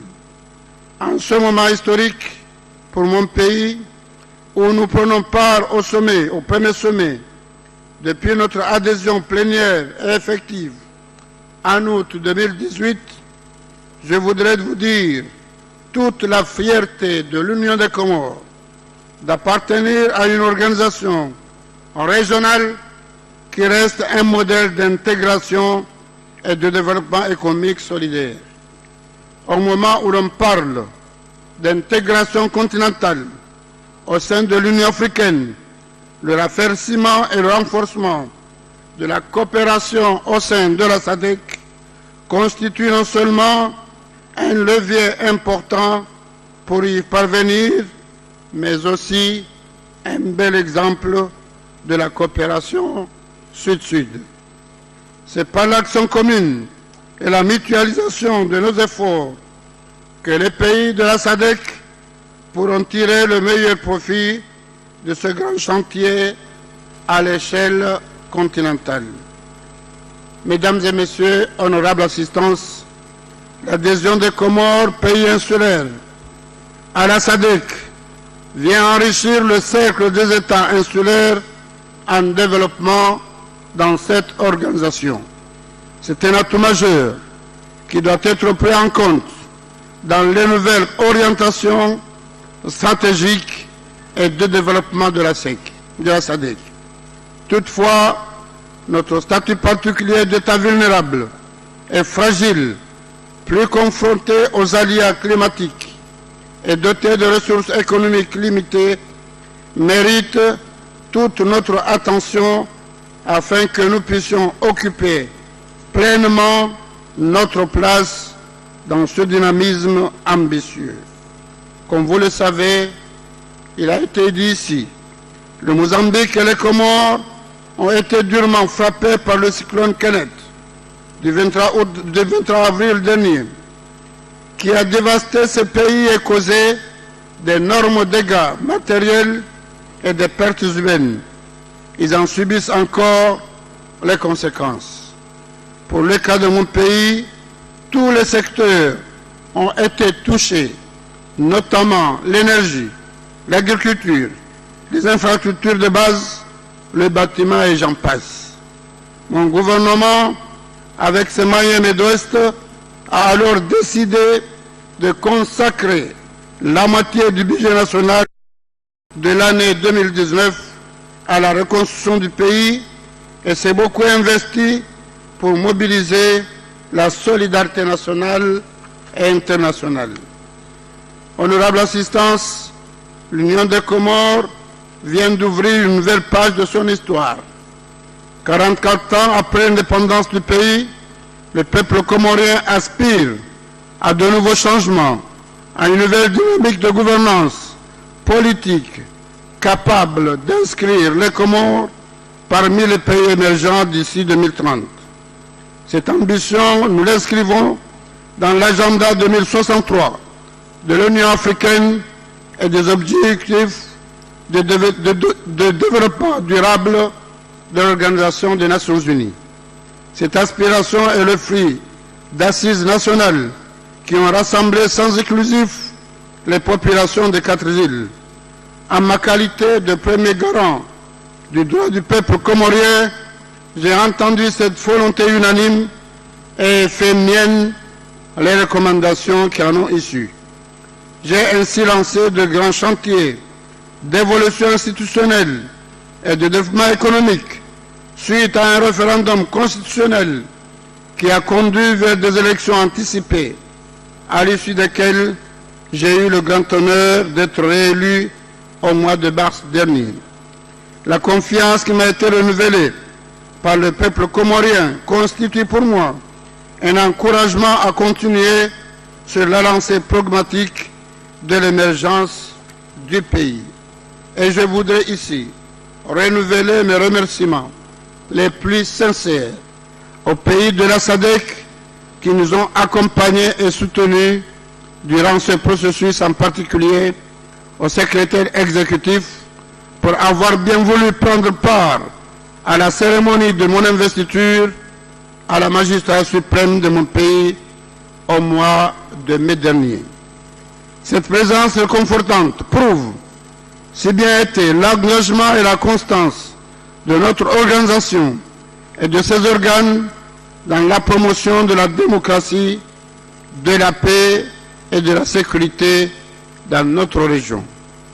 Qu'il me soit permis ici de féliciter mes frères chefs d'État et de gouvernement de la République de Madagascar, de la République d'Afrique du Sud, de la République démocratique du Congo et de la République d'Afrique du Sud pour la confiance que leurs peuples respectifs viennent de placer en eux suite à des processus démocratiques pour conduire aux destinées de leur pays.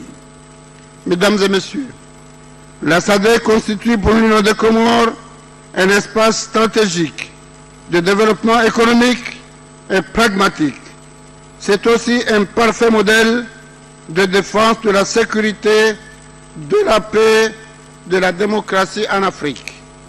Au nom du peuple comorien, je salue les différents programmes et stratégies sectorielles développés par la SADC, notamment ceux liés à l'économie bleue, à la santé, aux infrastructures, au développement économique, social et humain, à l'éradication de la pauvreté et au dialogue politique, mais aussi à la libre circulation des personnes et des biens dans notre espace. Mesdames et messieurs, permettez-moi de porter à la connaissance de cette auguste assemblée que je viens d'effectuer une visite officielle en République française à l'invitation du président Macron, qui a permis de relancer la coopération bilatérale entre nos deux pays. Lors de cette visite, le président français a également bien voulu accepter de parrainer et d'abriter à Paris une conférence de bailleurs de fonds au profit du développement des Comores d'ici la fin de cette année 2019. Les modalités pratiques de cette importante rencontre sont en cours de finalisation et dans la fin de ce mois, la SADC, ses États membres et les différents partenaires seront invités à y prendre part. Sans oublier mon frère, le président Adesina de la Banque de développement. Mon pays compte sur votre présence, votre investissement et votre solidarité. La présence de l'Union des Comores au sein de la SADC est un atout considérable. Sa possibilité d'appartenir à d'autres organisations internationales, notamment l'OIF, la Ligue des États arabes, l'Organisation de la coopération islamique pourrait faire de lui le porte-parole de la SADC au sein de ses forces internationaux. Et à mon nom, mon pays reste disponible à jouer ce rôle avec engagement et investissement. Je ne saurais finir mon discours sans réitérer mes vifs remerciements aux pays hôtes, à la présidence en exercice, au secrétaire exécutif pour leur engagement et leur développement pour la bonne réussite de ce sommet. Je souhaite plein succès à nos travaux et à nos délibérations. Je vous remercie pour votre aimable attention. Vive la SADC, vive la coopération régionale. Je vous remercie. Asante sana waheshimiwa.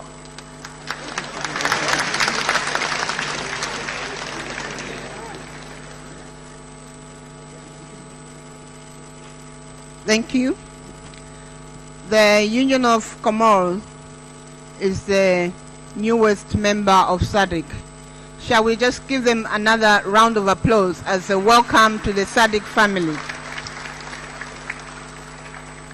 Thank you. The next maiden speech will be from His Excellency Andry Nira Rajolina from the Republic of Madagascar. Na msikilizaji na mtazamaji, sasa ni zamu ya Rais wa Madagascar Andry Nirima Rajolina kuweza kutoa hotuba hapa katika mkutano huu wa 39 wa wakuu wa nchi na serikali wa Jumuiya ya Maendeleo Kusini mwa Afrika.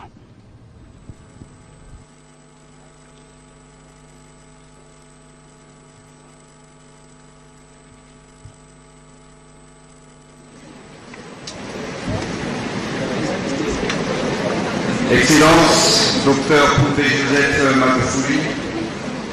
président de la République unie de la Tanzanie et président entrant de la SADC. Excellence, Monsieur le Président de la Namibie, président en exercice de la SADC. Excellence, Mesdames et Messieurs les chefs d'État et de gouvernement, Mesdames et Messieurs les chefs de délégation, Madame la secrétaire exécutive de la SADC, Mesdames et Messieurs les membres de délégation, distingués invités, Mesdames et Messieurs, je voudrais tout d'abord vous dire combien je suis heureux de participer pour la première fois, en ma qualité de chef de l'État malagasy, à ce sommet de la SADC. Je voudrais ainsi saisir l'occasion qui m'est offerte pour exprimer ma profonde gratitude au peuple et au gouvernement de la République unie de la Tanzanie pour leur généreuse hospitalité et les marques d'attention dont ma délégation et moi-même faisons l'objet depuis de notre arrivée à ce havre de paix, comme on dit en arabe, Dar es Salaam. Par ailleurs, à cette tribune, je vous apporte mes salutations du peuple malagasy et ses remerciements pour la solidarité que vous lui avez témoignée au cours de ces dernières années. Solidarité qui s'est manifestée par l'envoi de missions de médiation et l'accompagnement de l'alternance démocratique à Madagascar par la SADC. Il nous importe aujourd'hui de consolider des relations qui ont pu être mise à mal au gré des circonstances et des événements, se heurtant aux incompréhensions au cours de la période de la transition à Madagascar qui s'est déroulée de l'année 2009 jusqu'en 2013.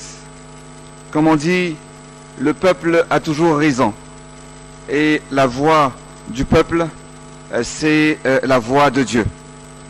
Vous n'êtes pas sans savoir que Madagascar vient de vivre des élections présidentielles marquantes qui ont constitué un tournant décisif dans l'histoire de mon pays. Elles ont consacré la maturité démocratique de la population malagasy.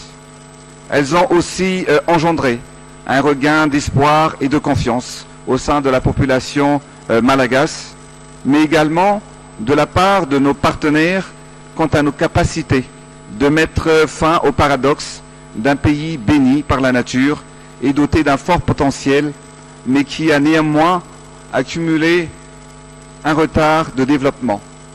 Actuellement, une nouvelle page s'ouvre dans l'histoire de Madagascar. Excellences, Mesdames et Messieurs, il y a 14 ans, Madagascar faisait son entrée dans cette maison commune, exprimant sa volonté d'adhérer au processus d'intégration dans notre région. Pourtant, cette intégration ne s'est pas faite avec le rythme et suivant l'ampleur escomptée et attendue. Le développement de l'Afrique devra être rapide, cohérent, mais surtout durable. Le développement durable, dans toutes ses dimensions, est un objectif commun. Plus que jamais, aujourd'hui, alors que le reste du monde se tourne vers l'Afrique et commence à constater le potentiel et surtout à craindre notre éveil, l'éveil de l'Afrique. Nous devons de mieux nous défendre et défendre nos intérêts et surtout nos exigences. Faisons de la région de l'Afrique australe et du sud-ouest de l'océan Indien un acteur déterminant dans la mise en œuvre de ce qui est en voie de devenir le plus grand espace d'échange commercial au monde, c'est-à-dire la zone de libre-échange continentale africaine, laquelle est sans nul doute l'un des projets les plus emblématiques de l'agenda de notre continent. Priorisant la facilitation de nos coopérations et raffermissant nos partenariats. Me référant à la notion d'exclusivité comme au football, il nous faudra jouer collectif afin qu'ensemble nous travaillions et pour faire un seul bloc, le bloc de l'Afrique émergent. Il faut que nous travaillions ensemble pour pouvoir atteindre la croissance économique et industrielle forte, inclusive, durable et résiliente, sécurisant l'intra-régional pour assurer la maîtrise internationale. Le thème de ce sommet, à savoir environnement commercial propice au développement industriel inclusif et durable, à l'accroissement du commerce intra-régional et à la création d'emplois, nous engage individuellement à opérer des réformes structurelles et institutionnelles dans l'objectif de transformer nos économies et améliorer leur compétitivité. Dans cet agenda d'intégration africaine, Madagascar compte participer activement à l'édification d'une Afrique prospère à travers notre contribution à l'effectivité de l'accroissement des échanges intra-régionaux et intracontinentaux. Conformément aux priorités énoncées dans le plan de développement stratégique indicatif régional révisé, Madagascar transformera sa vision en action à travers la modernisation et l'industrialisation du pays. Nous amorçons une nouvelle ère dans la vie socio-économique de notre pays, puisque nous démarrons une série de réformes nécessaires à la transformation profonde de la manière de gouverner à Madagascar. Les grandes priorités dans notre processus de développement ont été définies et leur réalisation servent notre vision d'émergence, à savoir l'autosuffisance alimentaire, la promotion de l'habitat digne, de la santé et de l'éducation pour tous, une meilleure gestion de nos ressources naturelles, la promotion de l'esprit d'entreprise, l'autonomisation de la femme, le soutien à la jeunesse et surtout du sport, la création d'emplois. Tout ceci avec le développement industriel inclusif et durable comme pierre angulaire. Avec la diversification et la productivité et le renforcement de la compétitivité, nous avons pour ambition d'augmenter le volume de nos exportations de biens manufacturés afin de pénétrer de manière plus substantielle le marché africain. Nous voulons et allons accomplir tout ceci avec le concours de la SADC comme partenaire stratégique à notre croissance. Il est cependant nécessaire, pour que cela prenne effectivement forme, que nos secteurs privés puissent réellement profiter de cette plateforme d'échange, favorisant leur participation effective aux efforts d'intégration. Nous avons de grandes attentes envers la SADC. Qu'elle ne soit pas une institution de plus où l'on adhère et où l'on se réunit. Mais nous attendons des résultats, mais surtout qu'elle soit une réelle valeur ajoutée aux économies des pays membres, que cette organisation à laquelle on tient, sur laquelle on compte, agisse concrètement pour la croissance économique individuelle à chaque nation et pour l'intégration régionale. Qu'elle soit entièrement dédiée aux objectifs de développement de l'Afrique, qu'elle soit réellement un instrument efficace et efficient pour faire émerger l'Afrique. Excellences, Mesdames et Messieurs, nous sommes réunis aujourd'hui parce que nous partageons l'ambition commune de mettre le continent africain sur les rails de l'émergence. Plus que jamais, l'Afrique est fière et déterminée. Mes chers frères et sœurs africains, leaders et présidents respectés, je suis probablement le plus jeune chef d'État parmi nous, mais le patriotisme et l'envie d'agir n'attendent pas le nombre des années. Vous voyez ici le visage et vous entendez la voix du patriotisme et de la fierté africaine. Je parle au nom de tout un peuple, de toute une génération, de la grande famille d'Afrique, en déclarant à nouveau que l'essor africain ne se limite pas à un débat, mais doit se traduire en actions concrètes, mesurables et quantifiables. Madagascar se lève, l'Afrique s'impose. Béni soit la terre de nos ancêtres. Je vous remercie de votre attention.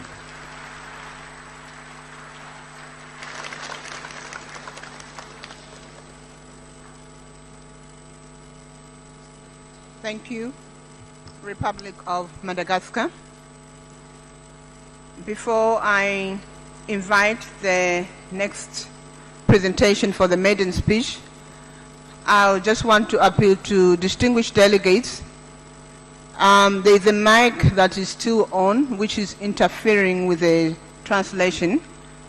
So please, if you just check if your mic is on. Basi msikilizaji na mtazamaji wa TBC, viongozi mbalimbali wakiendelea kutoa hotuba zao, na aliyeondoka jukwani hivi sasa ni Rais wa Madagascar Andry Narima Rajoelina, na baadaye pia kutakuwa na hotuba kutoka kwa kiongozi mwingine, na nitakujuza ambaye atapanda jukwani kuzungumza machache kabla ya mwenyekiti anayemaliza muda wake kuhutubia. Na sasa ni Rais wa Jamhuri ya Kidemokrasia ya Kongo Felix Antoine Tshisekedi anaelekea jukwani kutoa hotuba yake kwa siku ya leo.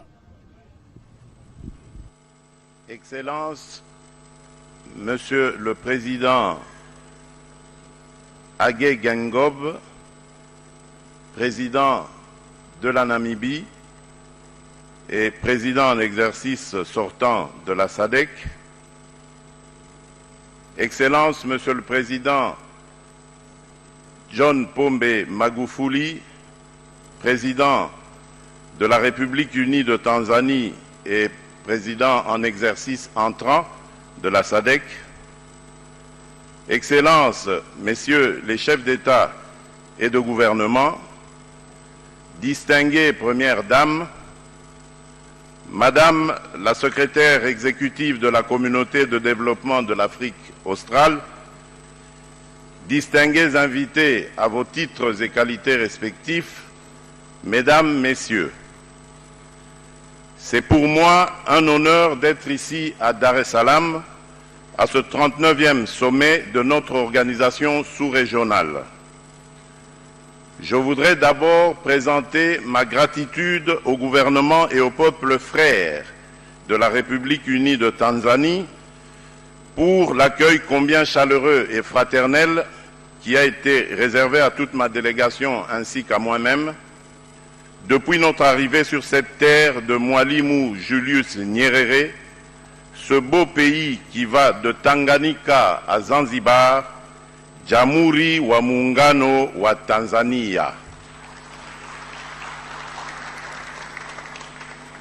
J'aimerais aussi particulièrement féliciter le président tanzanien, John Pombe Magufuli, qui va être élu président en exercice de la SADC.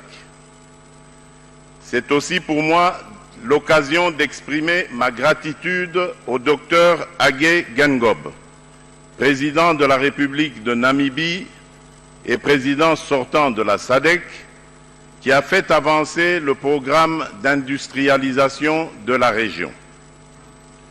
Ce programme a mis l'accent sur le développement des infrastructures, l'autonomie des jeunes, la promotion des droits de la femme et le développement durable, objectifs qui me tiennent à cœur.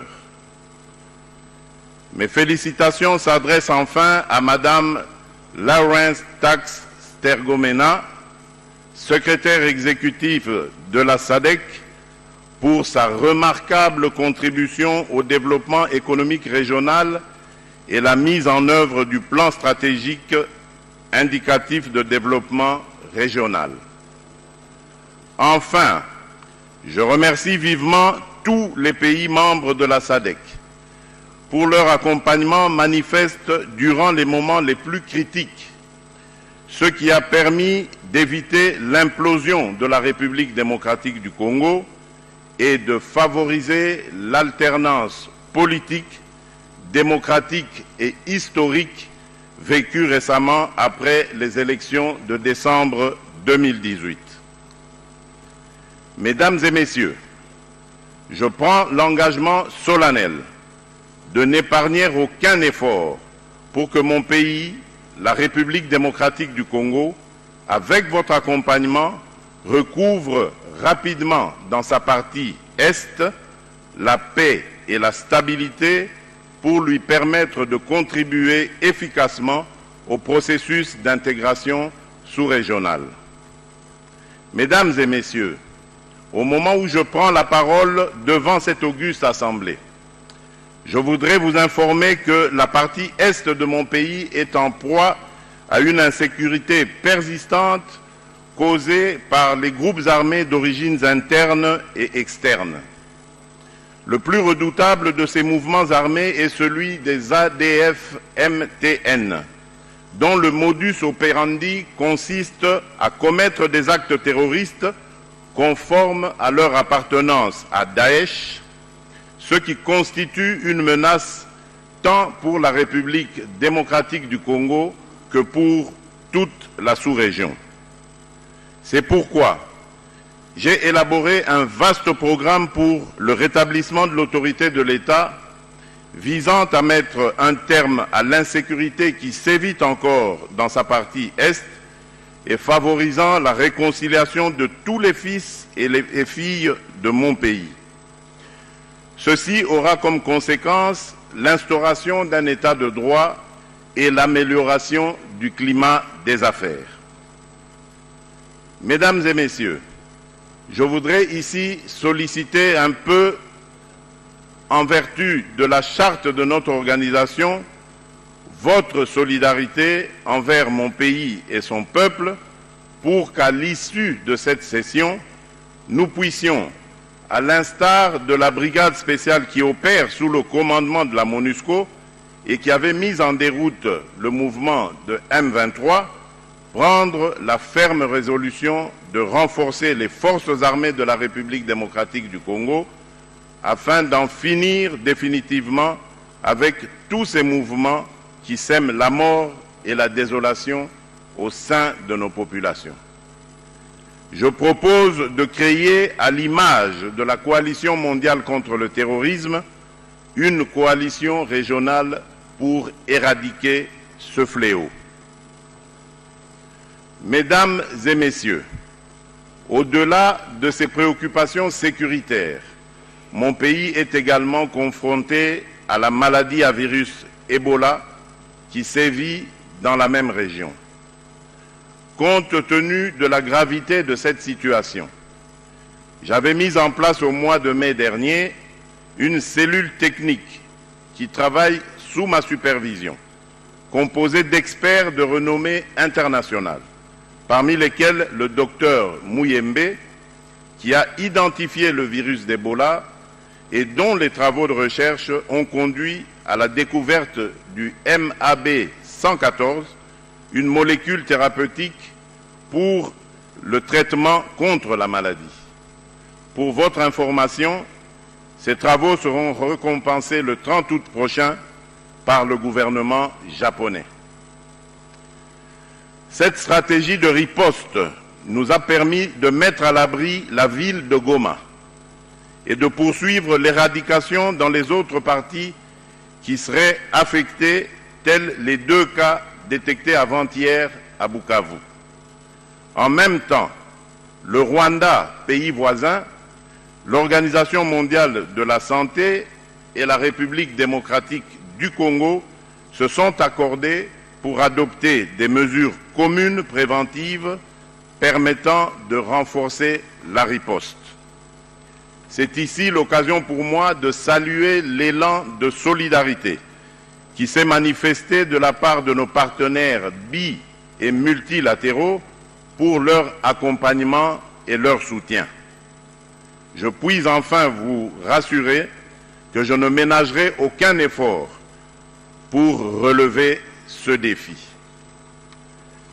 Mesdames et messieurs, pour revenir au thème de la présente session, à savoir un environnement commercial propice au développement industriel inclusif et durable, à l'accroissement du commerce intracommunautaire et à la création d'emplois, laissez-moi vous dire que ce thème me conforte d'autant plus que mon pays, la République démocratique du Congo, qui partage ses frontières avec 9 autres pays, possède des atouts innombrables.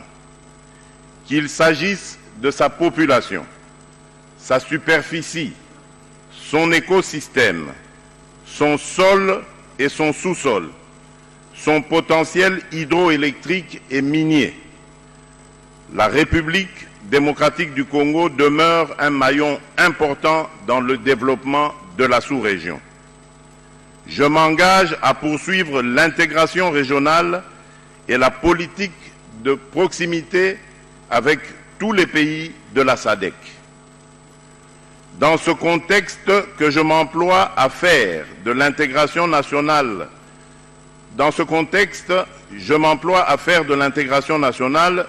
une réalité par la mise en place d'infrastructures adéquates ayant pour vocation de s'interconnecter au vaste programme de la sous-région. Mon vœu est de voir très rapidement toutes les populations de notre sous-région circuler librement de l'océan Indien à l'océan Atlantique, de Dar es Salaam à Lobito, de Mombasa à Banana, de Aru à Durban. Je voudrais également rappeler que le développement des ressources énergétiques, notamment l'électricité, est un atout majeur pour l'industrialisation de nos pays. À cet égard, la République démocratique du Congo offre de nombreuses opportunités pour la SADC. Bien exploité, le potentiel de la République démocratique du Congo pourrait satisfaire aux besoins de l'ensemble de la sous-région et au-delà de l'Afrique tout entière. Le développement durable, c'est aussi l'agriculture. Point n'est besoin de rappeler qu'en cette matière, mon pays dispose aussi d'énormes capacités. Voilà ce que mon pays est disposé à apporter pour l'accomplissement de l'ambitieux programme que nous nous sommes fixés pour notre sous-région. Excellences, Monsieur le Président Hage Geingob, président de la Namibie et président en exercice de la communauté, président en exercice sortant de la communauté de développement de l'Afrique australe, Excellences, Monsieur le Président John Pombe Magufuli, président de la République unie de Tanzanie et président entrant de la communauté de développement de l'Afrique australe, Excellences, Messieurs les chefs d'État et de gouvernement, distinguées Premières Dames, Madame la secrétaire exécutive de la communauté de développement de l'Afrique australe, distingués invités à vos titres et qualités respectifs, Mesdames et Messieurs, pour terminer, j'ai la ferme conviction que les assises du présent sommet aboutiront à des propositions concrètes afin de créer un environnement commercial et sécurisé, propice au développement industriel inclusif et durable dans notre espace SADC. Au nom du peuple congolais et au mien, je souhaite plein succès aux travaux et délibérations du 39e sommet de la SADC. Kwa niaba ya raia wote wa Kongo na mimi mwenyewe na watakia mafanikio mema ya kazi yetu.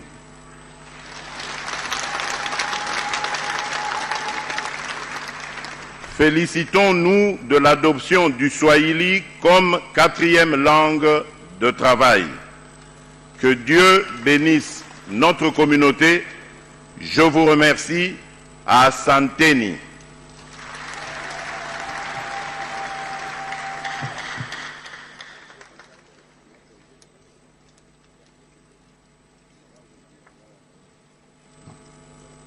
Thank you, Excellency, from the Democratic Republic of Congo.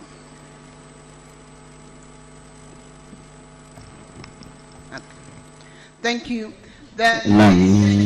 Rais Felix Antoine Tshisekedi wa Kongo ambaye amemaliza kuzungumza hapa na akiwekea mkazo katika masuala kadha ikiwemo umuhimu wa usalama na biashara kwa nchi hiyo, lakini pia akipongeza Tanzania katika mchango wake katika kuimarisha amani katika nchi hiyo, hususan mashariki mwa Kongo ambako kumekuwa na mizozo ya mara kwa mara.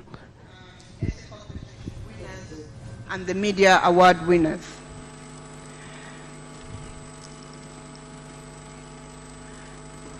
The chairperson of Tzadik, His Excellency Dr. Hage Geingob, will present the awards. May the award winners come front quickly, and I will be calling them one by one. Thank you.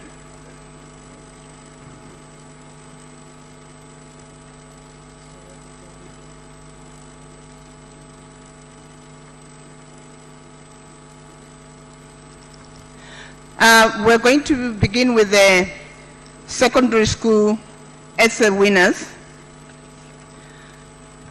A total of 36 entries were received from 12 SADC member states, and the topic for the essay was in line with the theme for the 38th SADC Summit, and the topic was, how can youth-focused programs contribute? Na zoezi linalotaka kufanyika hapa, msikilizaji na mtazamaji wa TBC, ni utoaji wa zawadi kwa washindi wa kuandika insha kwa sekondari, zoezi ambalo liliendeshwa na Secretariat ya SADC, lakini pia utoaji wa zawadi kwa washindi wa upande wa waandishi wa habari. Regional winners. So what we do in a member states where the summit is taking place, the national winners are also called to be recognized. So from the national winners, the United Republic of Tanzania, the first winner was Cynthia Masuka. Cynthia Masuka, work faster girl.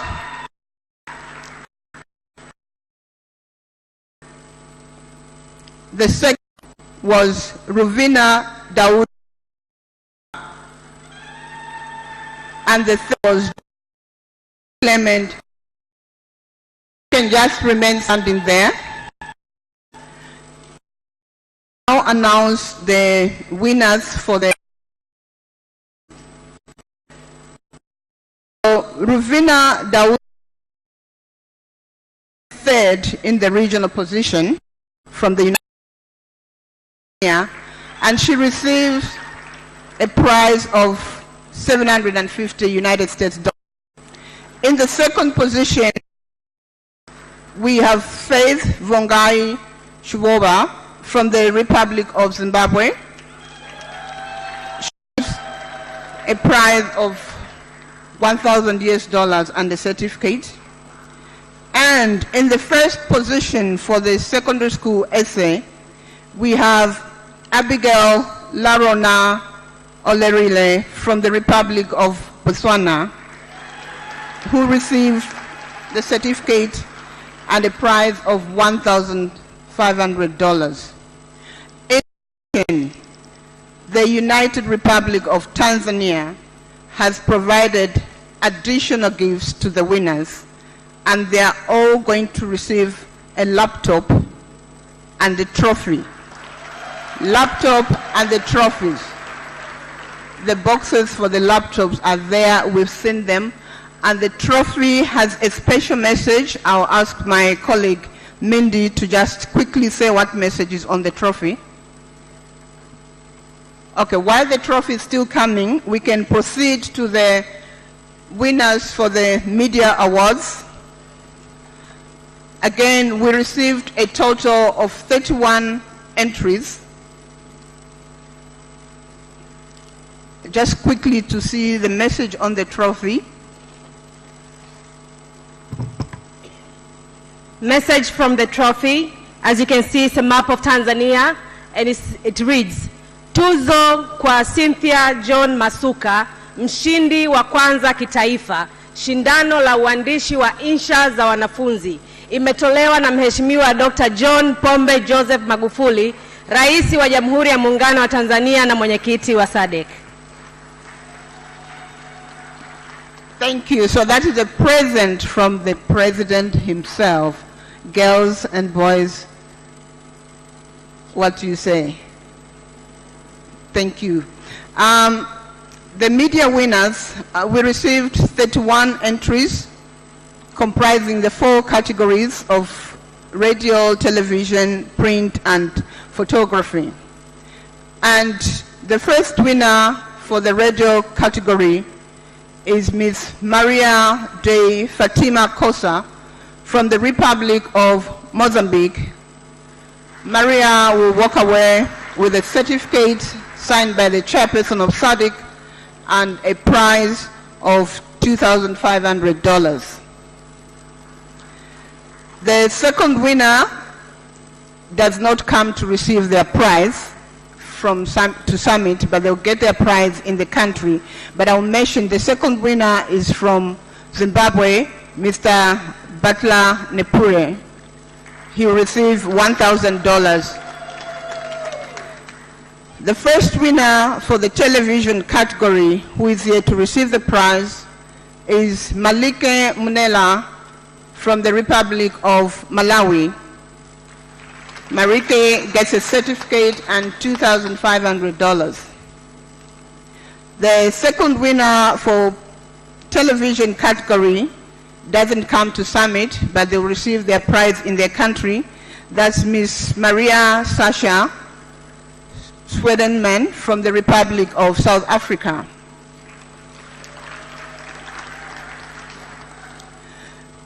In the print category, we have Ms. Doreen Nawa Chilumbu from the Republic of Zambia, who walks away with a certificate and the $2,500. The second winner in print receives their prize in the home country, and this is Mr. Paco Lebana from the Republic of Botswana. The first winner for photography, who is here, Mr. Royd Sibajane from the Republic of Zambia. And the second winner for photo category is Mr. João Gomes from the Republic of Angola, who receives the prize in the country. We'll allow just a minute for the winners to have a moment of a photo with the chairperson and the executive secretary. Thank you. I'll allow the winners to take their seats and also the chairperson and the executive secretary to take their seats. Ni washindi wa tuzo za uandishi wa insha kwa wanafunzi wa shule za sekondari, lakini pia washindi wa tuzo za vyombo vya habari kwa upande wa redio, television na magazeti, pia wapiga picha za habari ambao wamekabidhiwa vyeti na vocha ambazo zitakuwa na malipo kwa ajili ya ushindi huo. Tuendelee kusikia kinachoendelea hapa, mtazamaji na msikilizaji wa TBC. We received 27 entries for the Tzadik outreach songs, and the winner for the song is in our house to perform in front of us so that we appreciate that song. As you know, music is a very powerful tool of communicating, and we're saying let's expand the way we try and communicate. So the song has a special message communicating Tzadik. The winner is a hip-hop pioneer by the name of Chisenga from the Republic of Zambia. Chisenga, come and perform.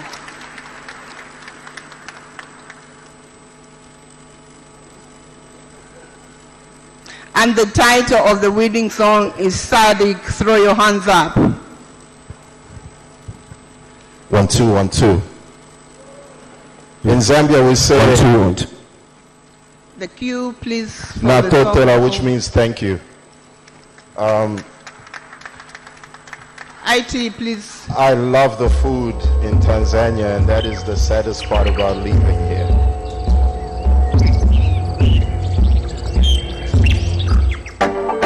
Just turn up the radio. What's up? Are you listening? Come on. You know we're growing the economy and a united community. Everybody here hold hands, do you feel me? Southern African Development Community. In case you wonder when you see the name on your TV. Everybody in the house, put your hands up. Put your hands up. Put your hands up. Everybody in the house, put your hands up. Throw your hands up. Put your hands up. Tzadik, put your hands up. Put your hands up. Tzadik. Therefore Angola, hola, llamo Angola, the home of the diamond and oil. See you Angola. Beef from Botswana. Blessed be the noble land of diamond and beef. They have the best national parks, wildlife, swamps, sand dunes. Try the tourism, Kula, let there be rain. Steve from Comoros, you know they stay busy with great agriculture and fishing. Found across the Indian Ocean. If you need to get away, you should get it in your motion. Democratic Republic of Congo, limitless water, abundant deposits of diamond, copper and gold. If I'm looking down from the top of the mountain, there's more minerals than we can count, man. Like cobalt, tin, tantalum, etc., etc. The kingdom of Eswatini is the new promise of Africa.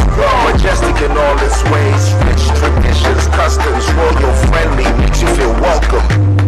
Don't make you feel home. Lesotho, the kingdom in the sky. What else? High hills, highlands, water reservoirs, and another diamond hub. And what about M? Madagascar, spreading vanilla scents to the world. The island with graphite, chromite, bauxite. God blessed us with minerals we can't even pronounce. Malawi, I want to visit the warm heart of Africa. Landlocked with beautiful people with good tasty fish called chambo. I want to escape there, they make me feel home. You know we are growing the economy and a united community. Everybody here hold hands, do you feel me? Southern African Development Community. In case you wonder when you see the name on your TV. Everybody in the house, put your hands up. Throw your hands up. Put your hands up. Everybody in the house, put your hands up. Throw your hands up. Put your hands up. Tzadik, throw your hands up. Put your hands up. Tzadik. Let's Let's not forget about Mauritius. The name is synonymous to tourism like no other. Hello to Dodo, I want it on my t-shirt. Boasting to some of the world's unique and endangered species. Mozambique, Aluta, Continua. Great coastline with rich fish and grounds and fresh seafood. Producers of gas, electricity, water, and coal. Coal. Namibia, the land of the brave, the home of diamond, copper, and gold. The greatest sites with the highest dunes and widest shores the world has ever seen. Have you ever been to Seychelles? As pure as it gets, 8 most beautiful islands and alluring with attractions of surreal rock. South Africa, inspiring new waves. The Rainbow Nation, aka the one and only Mzansi, bred icons of peace like Mandela, who liberated his people from apartheid. Still rich in diamond and gold. The United Republic of Tanzania, diamond and tanzanite mining and touring, taking them higher and higher. Zanzibar's just another place I admire. I'll go there to fulfill my desire. Kilimanjaro, give it a shot, let's climb up. Zambia, the real Africa, where people are warm and they're friendly. They show love and they do it immensely. One Zambia, one nation, Chipolo Polo, the home of the copper belt. Platinum and cotton are bread and butter. Animal reserves, game in abundance. The tourists came and they loved it. Zimbabwe coming up with diamond and gold rocks. Beautiful natural wonders of the Victoria Falls. Mosul Tunya, the smoke that thunders. A shared heritage with Zambia, a great symbol of oneness. Spectacular waterfalls the world has ever seen. A stunning destination with amazing attractions. Stunning destinations with amazing attractions. The Southern African Development Coordinating Conference was established on 1st April 1980 in Lusaka, Zambia, and was transformed into the Southern African Development Community on 17 August 1992 in Windhoek, Namibia, to promote development, integration, peace and security, and social-economic growth. One region, 16 nations working towards a common future. We are growing the economy and a united community. Everybody here, hold hands, do you feel me? Yeah, hold hands. Southern African Development Community. In case you wonder when you see the name on your TV, everybody in the house, put your hands up. Throw your hands up. Put your hands up. Everybody in the house, put your hands up. Throw your hands up. Put your hands up. Hands up for SADC. Throw your hands up. Hands up for Africa. Put your hands up. SADC.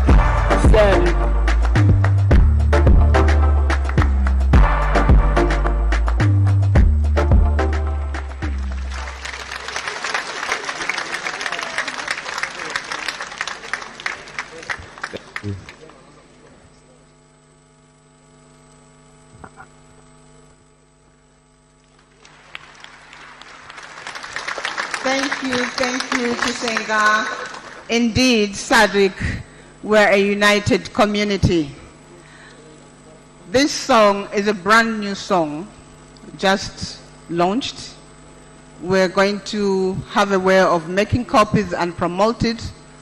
We would like all the Tzadik citizens to have a copy, play it in your car, play it on the radio, and we'll make copies to be aired for free to the radio stations.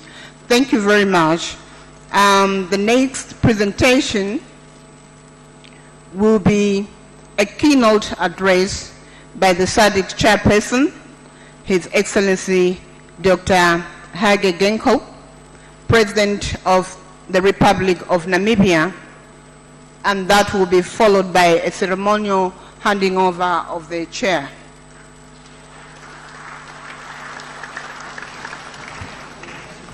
Habari za SADC.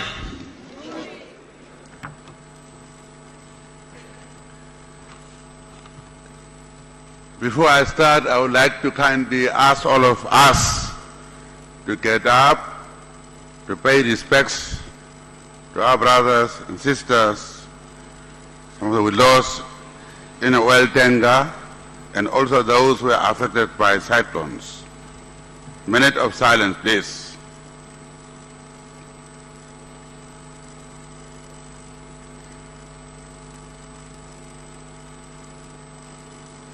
Asante sana.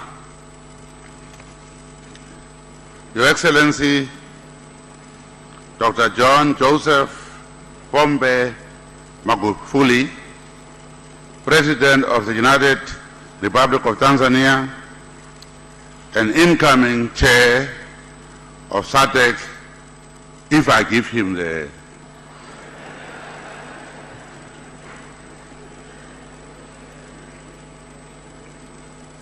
Excellencies, heads of state and government, I see the former presidents of Tanzania, and Tanzania is always teaching us how to do things. To see three former presidents sitting together there and joining us, it's a way we want new Africa we want to be. So I would like to recognize my leaders there who are sitting there, very proud of you in Tanzania.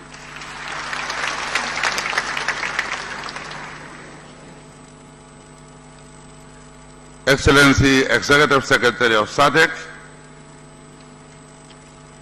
Excellency Executive Secretary of Economic Commission for Africa, the President of the Africa Development Bank, Honorable Ministers, Excellencies, Ambassadors, and High Commissioners,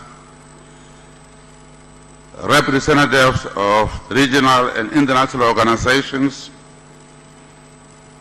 SADC Secretariat officials, members of the media. I see also former Prime Ministers of Tanzania. Among them, I see my mentor, my brother, Ndugu John Malesela. As a young man, I was assigned by SWAPO to be at the UN, and I was very young, and he was very popular. And I was only given day pass when I was petitioning, and then I'm locked out. But he told me I must always use his name to go in there, that I'm going to see him. And he was very popular. He would be surrounded by the Western big powers who never recognized us that time. And then he would stand up and approach me and, receive me and take me to them. Said, do you know the distinguished representative of SWAPO? SWAPO that time. And they were forced to shake hands with me. So I would like to really thank you for mentoring me. One day, first time freedom fighter had to address the Security Council. I worked on the speech, took it to Zambian embassy, and we put it in the IBM, those times, very important, IBM typewriter, IBM typewriter. Then I had to take it to him for accuracy, to my brother. And in the car, going to UN, where he was helping me, and said, yes, it's okay. So thank you very much. I'm glad to see you still there.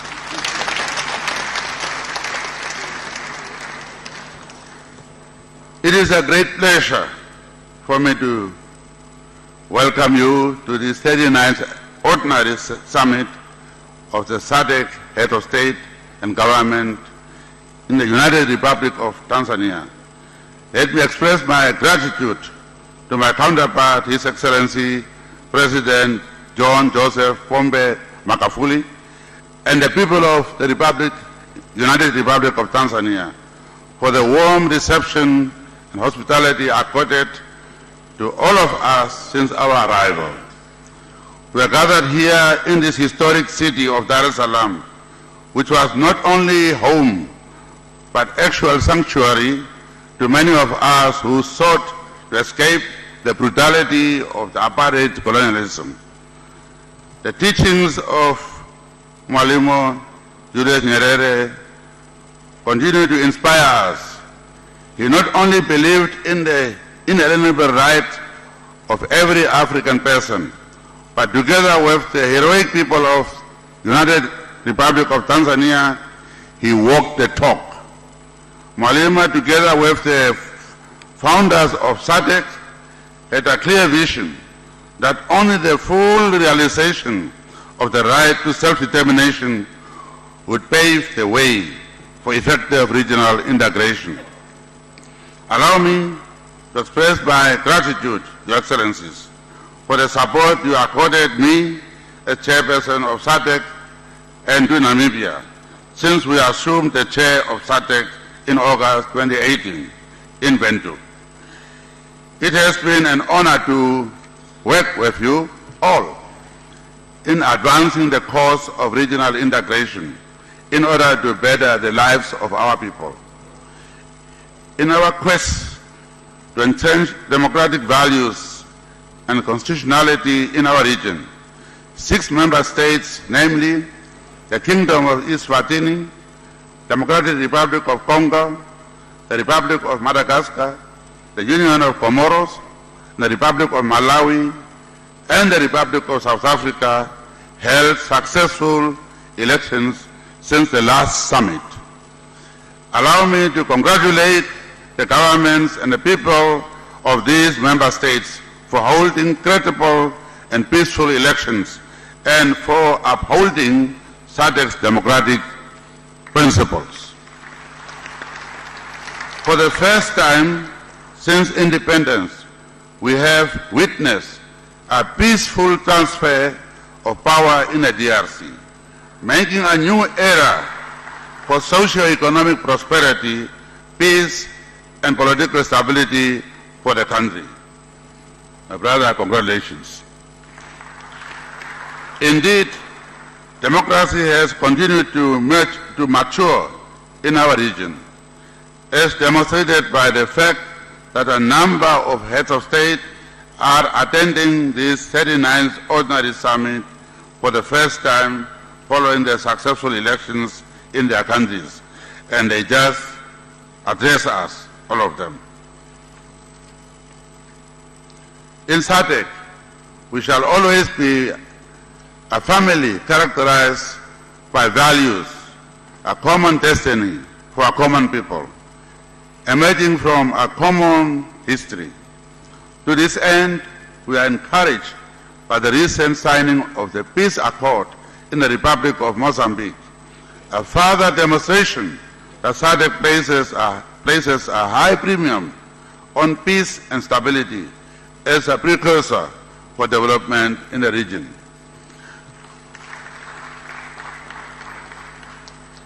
I congratulate my brother, Nusi. He invited me. In fact, he ordered me to be there to witness the signing, and I was there, and I was very proud to see that. So congratulations.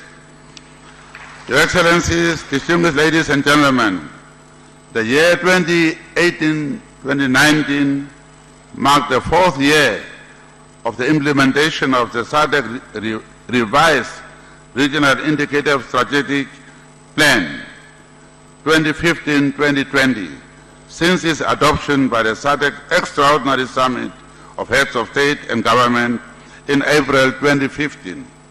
Although the year was marked by challenges resulting from global uncertainties of the commodity markets, trade tensions, food insecurity, and natural calamities, our region recorded some significant achievements towards the attainment of regional commitments. Climate change is real in our region.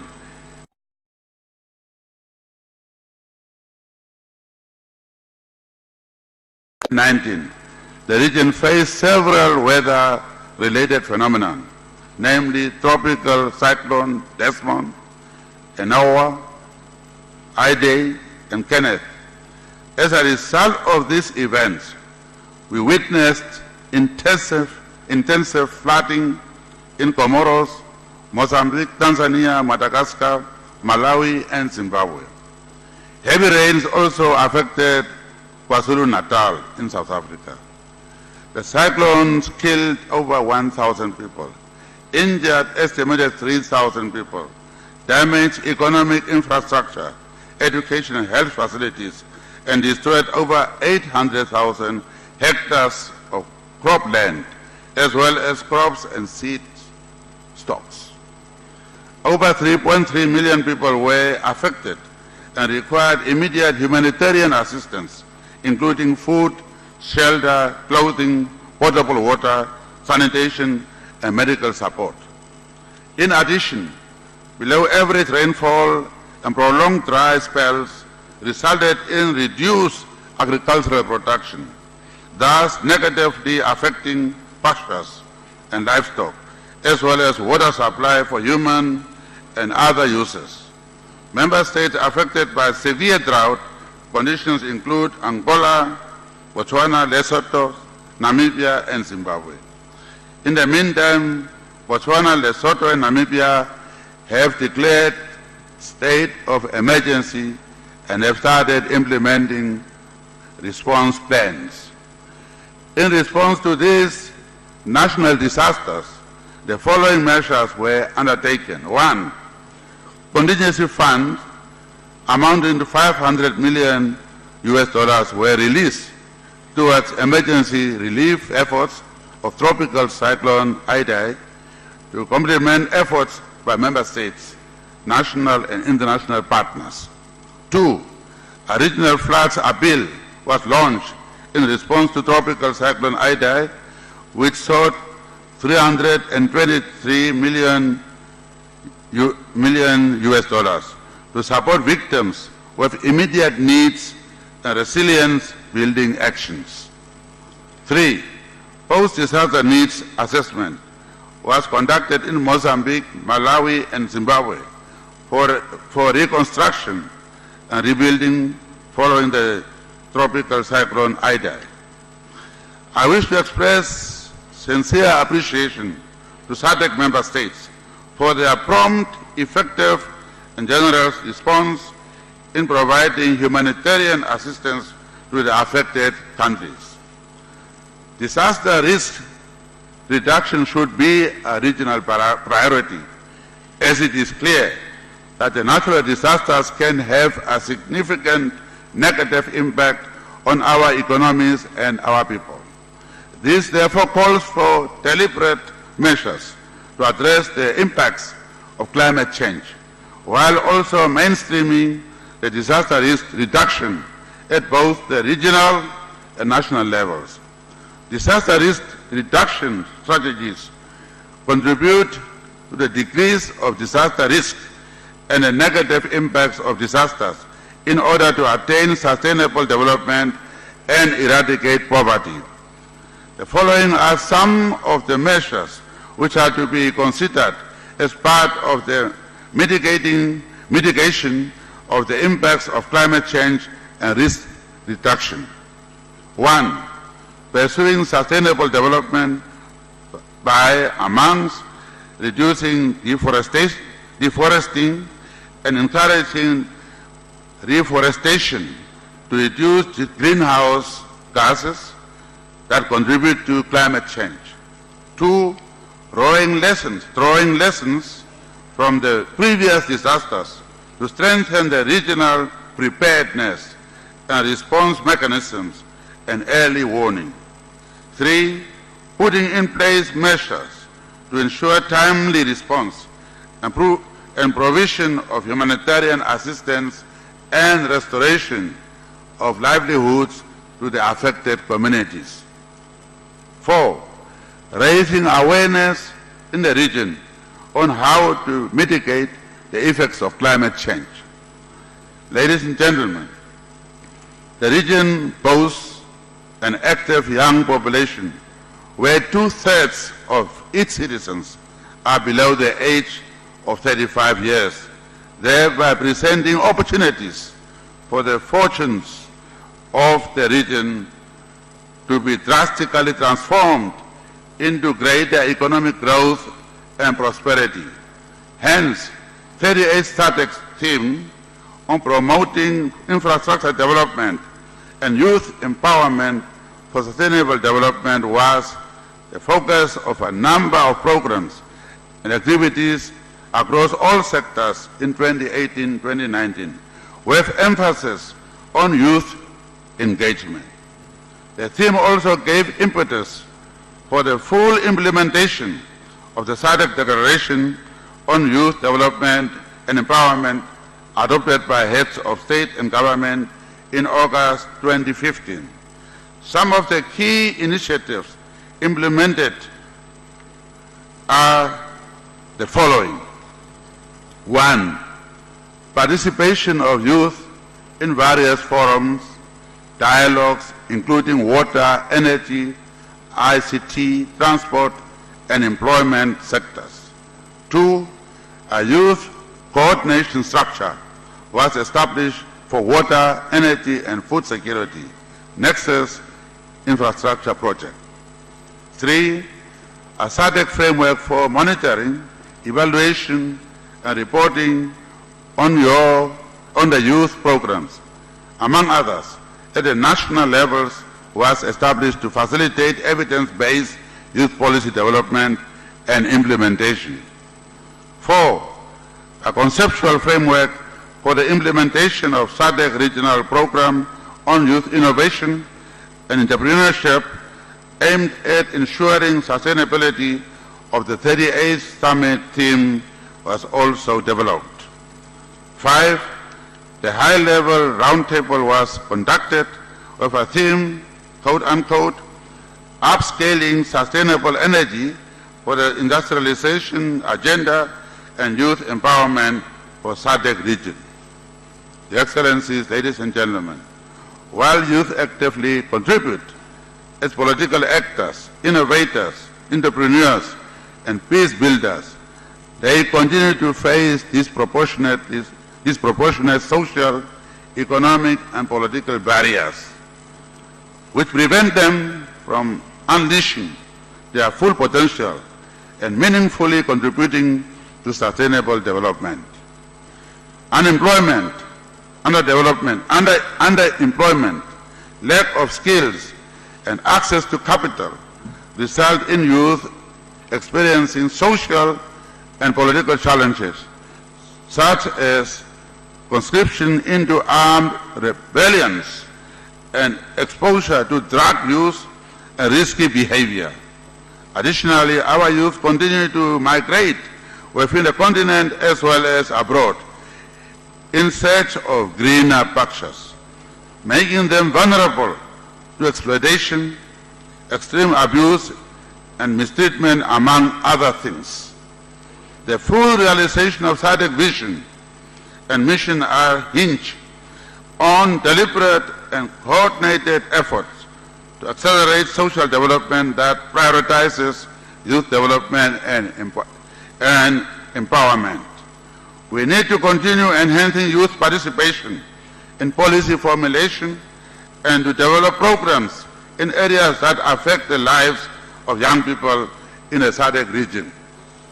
Your Excellencies, as we are all aware, the main objective of SADC is to promote sustainable and equitable socio-economic growth and development to ensure poverty eradication and enhancing the standard and quality of life for the people of Southern Africa by supporting socially disadvantaged through regional integration.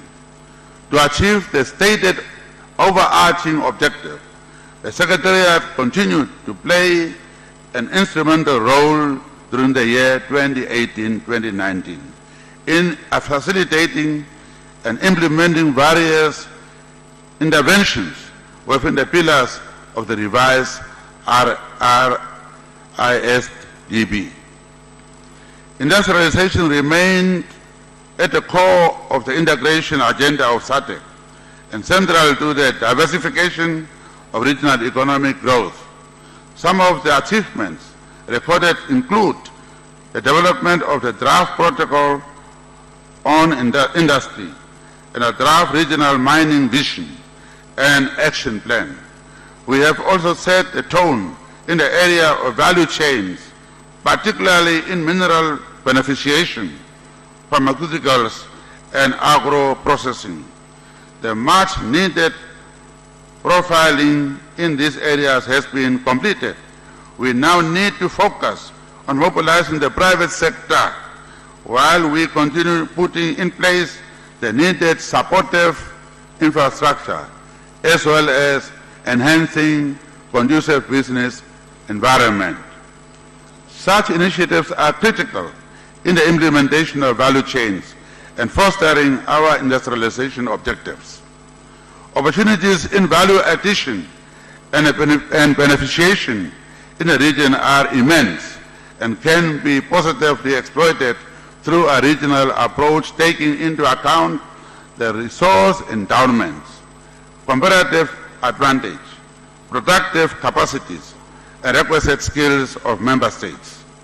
Member states are expected to align their value addition, beneficiation, and industrialization strategies in line with the aspirations of the regional industrial framework. Hence, the development of the regional value chain concept needs to be domesticated in order to promote the implementation of the SADC industrialization strategy.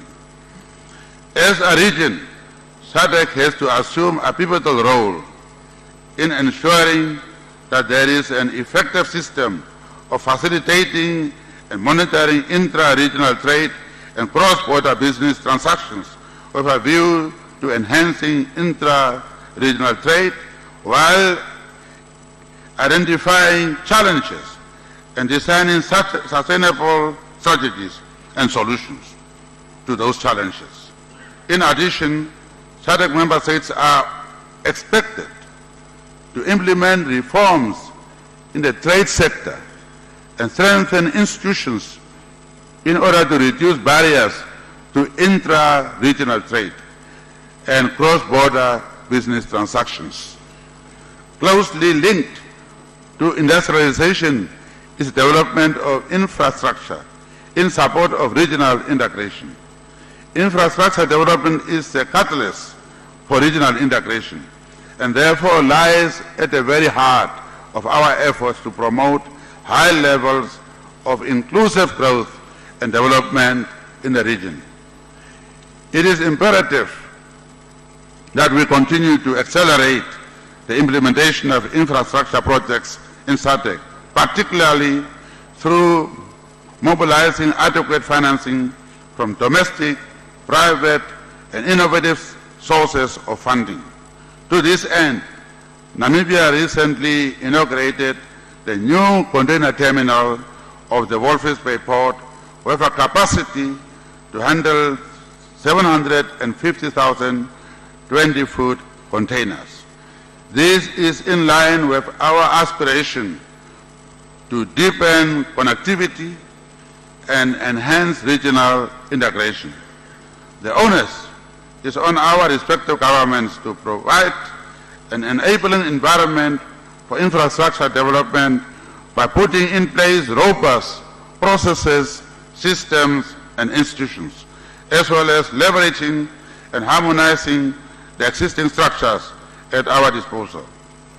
Governments should also promote policies that encourage the promotion of local capacity through indigenous or local champions, which through their entrepreneurial efforts can drive regional infrastructure projects that are both financially profitable to the private sector and socially beneficial to our economies and citizens. Your Excellencies, ladies and gentlemen, despite the achievements recorded, our region is still facing some challenges towards the implementation of revised regional indicative strategic plan and strategic indicative plan for the organ. It is therefore incumbent upon all SADC member states to fully take advantage of low-hanging fruits and leverage the capacity of the private sector, women and youth, in order to tap into their potential to support our developmental agenda. As we are revising the revised regional indicative strategic plan and strategic indicative plan for organ in 2020, we should prioritize in order to leverage our scarce resources. Therefore, as SADC formulates its vision and strategic plan, it needs to take hard decisions on which areas to prioritize. It is tempting to include in SADC's agenda issues that in fact are best handled at the national level. Some of the socio-economic issues clearly fall into that category, while others are better handled at the regional level. Programs and activities to be undertaken at all levels should contribute towards the realization of SADC's ultimate goal, namely the improvement of the standard and quality of life of people in the region. This has to be guided by the principle of subsidiarity, by allowing the Secretariat to focus on regional activities that will facilitate regional integration with visible results and positive impact to SADC economic growth and development, and allowing member states to implement programs that are best implemented at national level. The revision of our strategic plan for integration and peace and security is an integral process, and active involvement of all stakeholders is paramount to the successful formulation of the vision and strategic plan, given the diversities of socio-economic orientation of and levels of economic development in individual member states and respective people.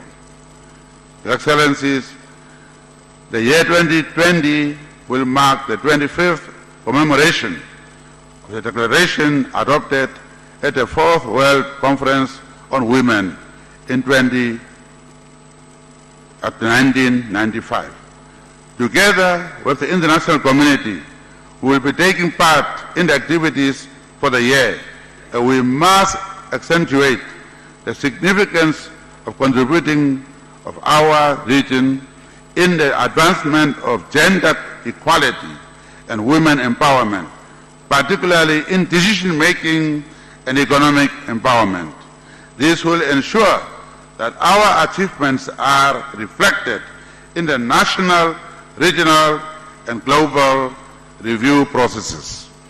Your Excellencies, in line with the SADC history of commitment to liberation and to the principle of self-determination on which SADC was founded, which is also true to the aspirations of our forebears, a SADC Solidarity Conference of the people of Sahrawi Arab Democratic Republic was held on 26 March 2019 in Pretoria, South Africa. The conference was a watershed moment in asserting our resolve as a region that liberation, political freedom, and the right to self-determination are integral to who we are as a community. On behalf of SADC, allow me to extend our heartfelt appreciation to the people of the SADC region, through Your Excellencies, for their commitment to the legitimate struggle of our brothers and sisters in Western Sahara. May I also extend our deep gratitude to the government and people of the Republic of South Africa for hosting the conference, and all the countries and institutions for their invaluable contribution and participation.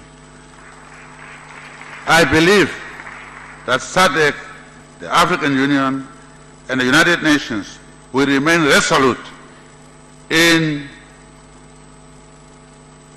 our joint efforts and will implement the conference's resolutions, which will lead to a positive, peaceful, and permanent solution in Western Sahara. In conclusion,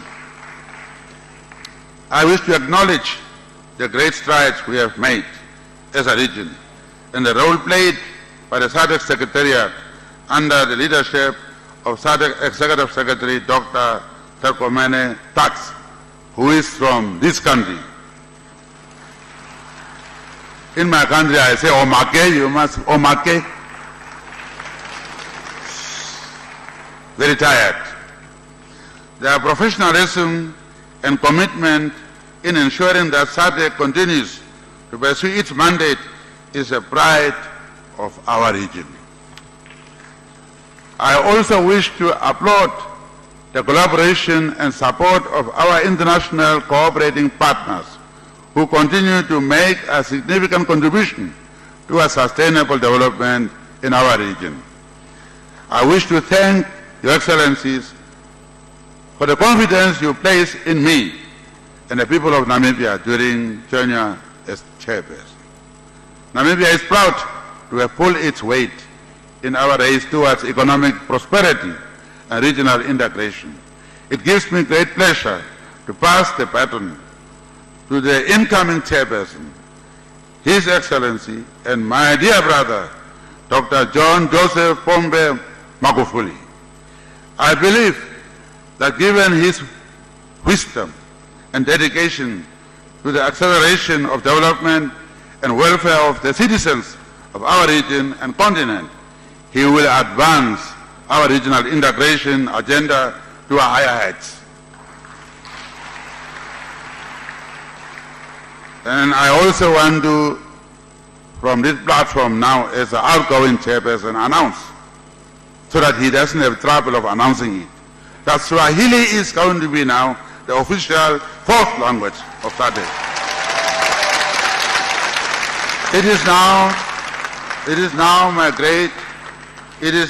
It now gives me great pleasure, therefore, to officially hand over the chair of SADC to His Excellency Dr. John Joseph Pombe Magufuli, President of the Republic of Tanzania.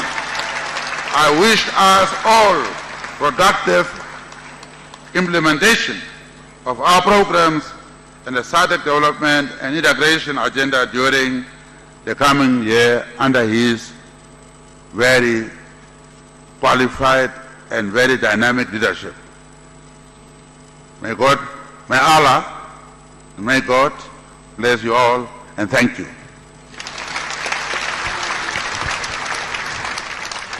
Basi msikilizaji na mtazamaji wa TBC, ni mwenyekiti anamaliza muda wake wa SADC Dr. Hage Geingob, rais wa Namibia, sasa akimaliza hotuba yake kwa kuweka mkazo katika masuala mbalimbali ikiwemo kutangaza rasmi Kiswahili kuwa lugha rasmi ya 4 ya SADC, na punde atakabidhi beji ya kuashiria kwamba anamkabidhi wenyekiti wa SADC Rais Dr. John Magufuli.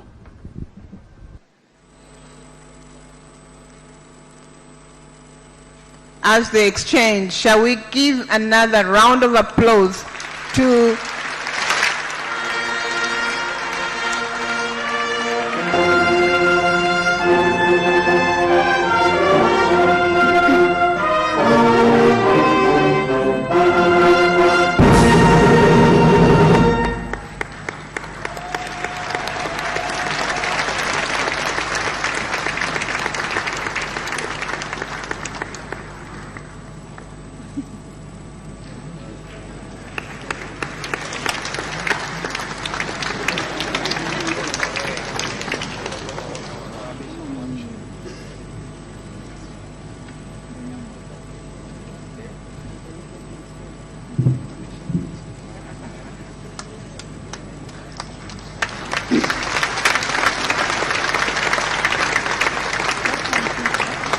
Thank you.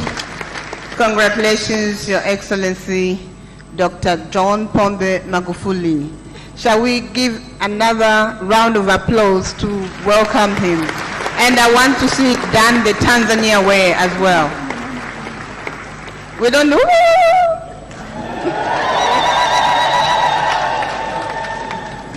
Thank you. Thank you. At this point, I will be calling upon our new chairperson, the President of the United Republic of Tanzania, to come and deliver the acceptance speech, but also this will be done together with the maiden speech. Your Excellency, sir.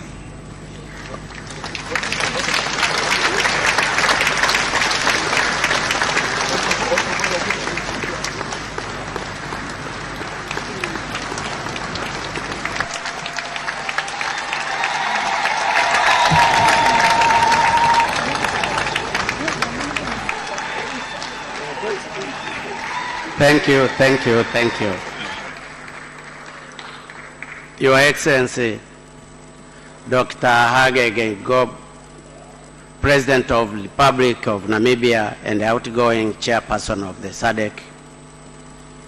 Your Excellency, Edgar Chagwa Lungu, President of the Republic of Zambia and outgoing chairperson of the SADC organ on politics, defense and security cooperation. Your Excellency, Head of States and the Government. Your Excellency, First Ladies. Your Excellencies, former President of the United Republic of Tanzania. Your Excellencies, all national leaders of Tanzania here present. I would like to recognize former Prime Minister Mzee Barechera, Mzee Msuya, Mzee Pinda, and Mzee Joseph Sinde Warioba. They are all former prime ministers and they happen to work with Nyerere in different capacities.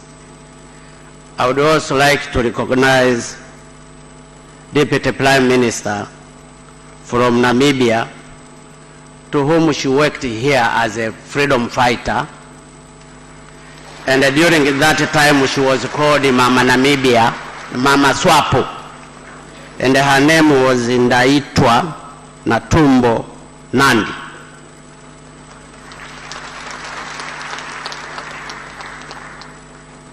Excellencies, party leaders here present, Your Excellency, Chairman of the SADC Council of Ministers, honorable ministers here present, Your Excellency Dr. Stegumena Tax, Executive Secretary of SADC, Your Excellencies, Head of other regional and international organizations, Excellencies, Higher Commissioners and Ambassadors here present, distinguished delegates and other invited guests, ladies and gentlemen. I feel greatly honored and yet privileged to be given this rare opportunity to address this assembly for the second time this morning. Unlike the first time, this time around, I stand before Your Excellencies when you have given me a huge responsibility to chair this organization for the next 1 year. Allow me, therefore, on behalf of the government and the people of the United Republic of Tanzania, as well as that of my own, to thank Your Excellencies, Head of States and the government of the SADC, for the trust you have bestowed on me. Indeed, being a chair of this body is a great honor, not only to me personally, but also to the government and the people of Tanzania. I thank you very much. I know this is not an easy job. It comes with the higher expectation, but I humbly accept this responsibility. I'm confident that with Your Excellency's support and cooperation, I will be able to live to your expectation and to the expectations of the people of this sub-region. And to be honest, I have no reason not to believe that you will offer me all the needed support during my tenure. You have been doing so since my inauguration as President of the United Republic of Tanzania in November 2015. In this connection, this being the first SADC summit to attend, I would like to take the advantage of this occasion to thank Your Excellencies, Head of States and the government of the SADC for the support and the cooperation you have been extended to me since I took over the leadership of my dear country, Tanzania. I greatly appreciate your support and cooperation, and it is my desire to strengthen further this cooperation and partnership for the benefit of our community and all our member states. Your Excellencies, May I also seize this opportunity to assure Your Excellencies, and whoever had any cause of doubt, that Tanzania is fully committed to SADC, its vision, goal, principles, and ideas. Indeed, we always consider SADC as an integral part of our future. This is why we have continued to be an active member of SADC and effectively participates in the implementation of its various initiatives and programs. In short, I wish to assure Your Excellencies that during my tenure as the President of this country, the Tanzania that you very well know will remain the same. I promise to follow the footsteps of all my predecessors, the late father of the nation, Mwalimu Julius Nyerere, and their Excellencies Ali Hassan Mwinyi, Benjamin William Mkapa, and Jakaya Mrisho Kikwete, to whom you see them here.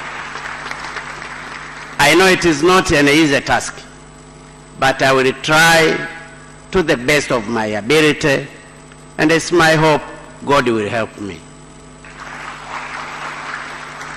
Your Excellencies, ladies and gentlemen, before I proceed with my address, I would like to acknowledge the exemplary leadership of the community by the outgoing chair of SADC, His Excellency President Dr. Hage Geingob, during the past 1 year. Indeed, as his deputy, I must admit that I benefited from his huge experience, which I believe will help me for the new role I have just assumed. I particularly wish to commend the outgoing chair for his dedication and commitment on the issues of infrastructure, development, and youth empowerment, as well for ensuring that SADC actively participated and played its role in the effort towards reducing the effect of Cyclone Idai and Kenneth that had affected some SADC member states. In these connections, allow me once again to extend my condolence and sympathy to all member states that were affected by these unfortunate and tragic events. I wish also to pay a glowing tribute to my brother, His Excellency Eddie Gachagua Lungu of Zambia, and the outgoing chairperson of the SADC organs of politics, defense, and security cooperation for his tireless effort to promote peace, stability, and democracy in our region. During his tenure, 6 member states held their elections peacefully: Comoro, DRC, Eswatini, Madagascar, Malawi, and South Africa.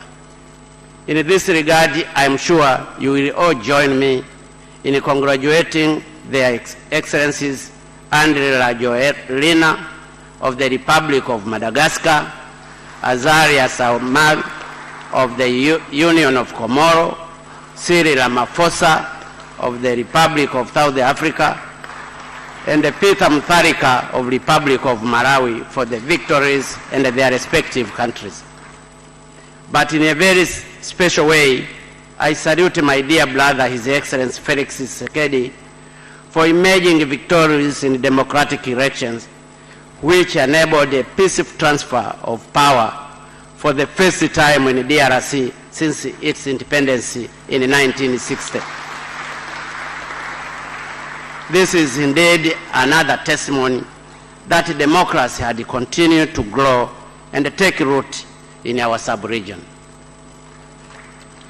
At this juncture, I cannot fail to express my appreciation to our Secretary under the able leadership of Madam Executive Secretary Dr. Stegumena Tax. During the preparations of this summit, I was able to experience the steering job this Secretariat has been doing to our region. But this is yet another clear testimony that when women are given the opportunity they can perform a remarkable work.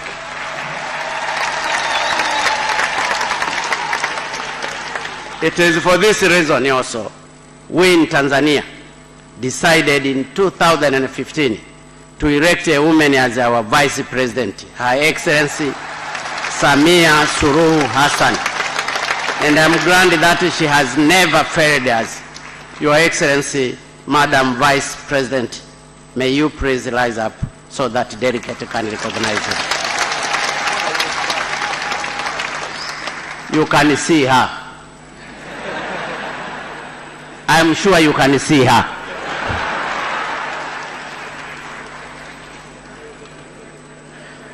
Your Excellency, distinguished invited guests, ladies and gentlemen, it is an open secret that since its inception, SADC has recorded some important milestones. The elimination of colonialism and apartheid rule during the great test of war, but in addition, thanks to the effort undertaken by this organization, peace and security, which forms the cornerstone of our political and socio-economic development, laying in most parts of our region. Indeed, there is no more peaceful and stable regions on our continent than SADC region. I should also remind that since the launching of the SADC Free Trade Area in 2008, intra-regional trade within the SADC regions has been growing steadily from 16% of the region GDP to 22% in 2018. This is indeed a very significant achievement. It is pleased also to note that a strong democratic culture is now entrenched in our region, and peaceful changes have become the norm. Excellencies, ladies and gentlemen, despite this achievement, our region is still confronted with a number of challenges. Yes, number of challenges. There are still many challenges facing our region. Due to the time constraints, I will only highlight 3 of them. Excellencies, shortly I have mentioned that the SADC region is a peaceful and a more stable than any other part of this continent. This is not to say, however, that our region is free from conflict. In some of our countries, conflict situations still exist. In addition, there is other security threats, including international terrorism, organized crime, climate change, drought, flood, hunger, disease that continue to face our region. It is therefore imperative that we continue to work together to address these challenges. This is important because, as we all very well know, peace and security are the most critical precondition for the socio-economic development and the transformation. Hence, our countries must continue to work hard to make sure that our region is free from conflict. In this regard, on this matter of peace and security in our region, I argue, Your Excellencies, to always be encouraged by the wise words of one of the greatest sons of this subcontinent, His Excellency Robert Mugabe, former president of Zimbabwe, whom once said, and I quote, "Never, never, never must we give up when it comes to the search for peace in any part of our region." End of quote. As the chair of SADC for the next 1 year, we pledge our commitment to work with all the member states in order to ensure that peace and security prevail in our region. Excellencies, ladies and gentlemen, putting peace and security issues aside, the biggest challenge that I see currently confronting our sub-region is that of economic emancipation. In my welcome remark, I mentioned that in transforming the SADC with the double C into SADC with the single C in 1992, the leader of this region had one key objective: to use the political achievements to advance socio-economic development and the transformations in our region. Needless to say, and I'm sure I will be speaking on behalf of many citizens in this region, that this objective has not been realized. And so, be honest, if there is no concerted effort, it will take ages for this objective to be realized. And I'm not saying this without evidence. Last year, 2018, for instance, we set a target of GDP growth of 7%, but it grew by only 3.1%. This was below the continent's average growth of 3.5%. The Eastern Africa region grew 5.7%. The Northern Africa region grew by 4.9%. And the 3.3% growth in the Western Africa region. Our intra-region and extra-regional trade performance is also not good. In 2017, the SADC regions with 16 member states, population of 327 million people, a total area of 9,882,959 square kilometers, and which is blessed with the abundant natural resources, only exported goods worth $143 billion. On the other hand, Mexico and Vietnam, country with the area of 1,943,955 square kilometers and 331,210 square kilometers, and a population of 132.5 million people and 97.5 million people, each exported goods worth $403 billion and $214 billion respectively. This clearly shows that our economies are not performing well, and we are still very far from achieving our economic objective. I'm saying this very openly. There is no need to hide this.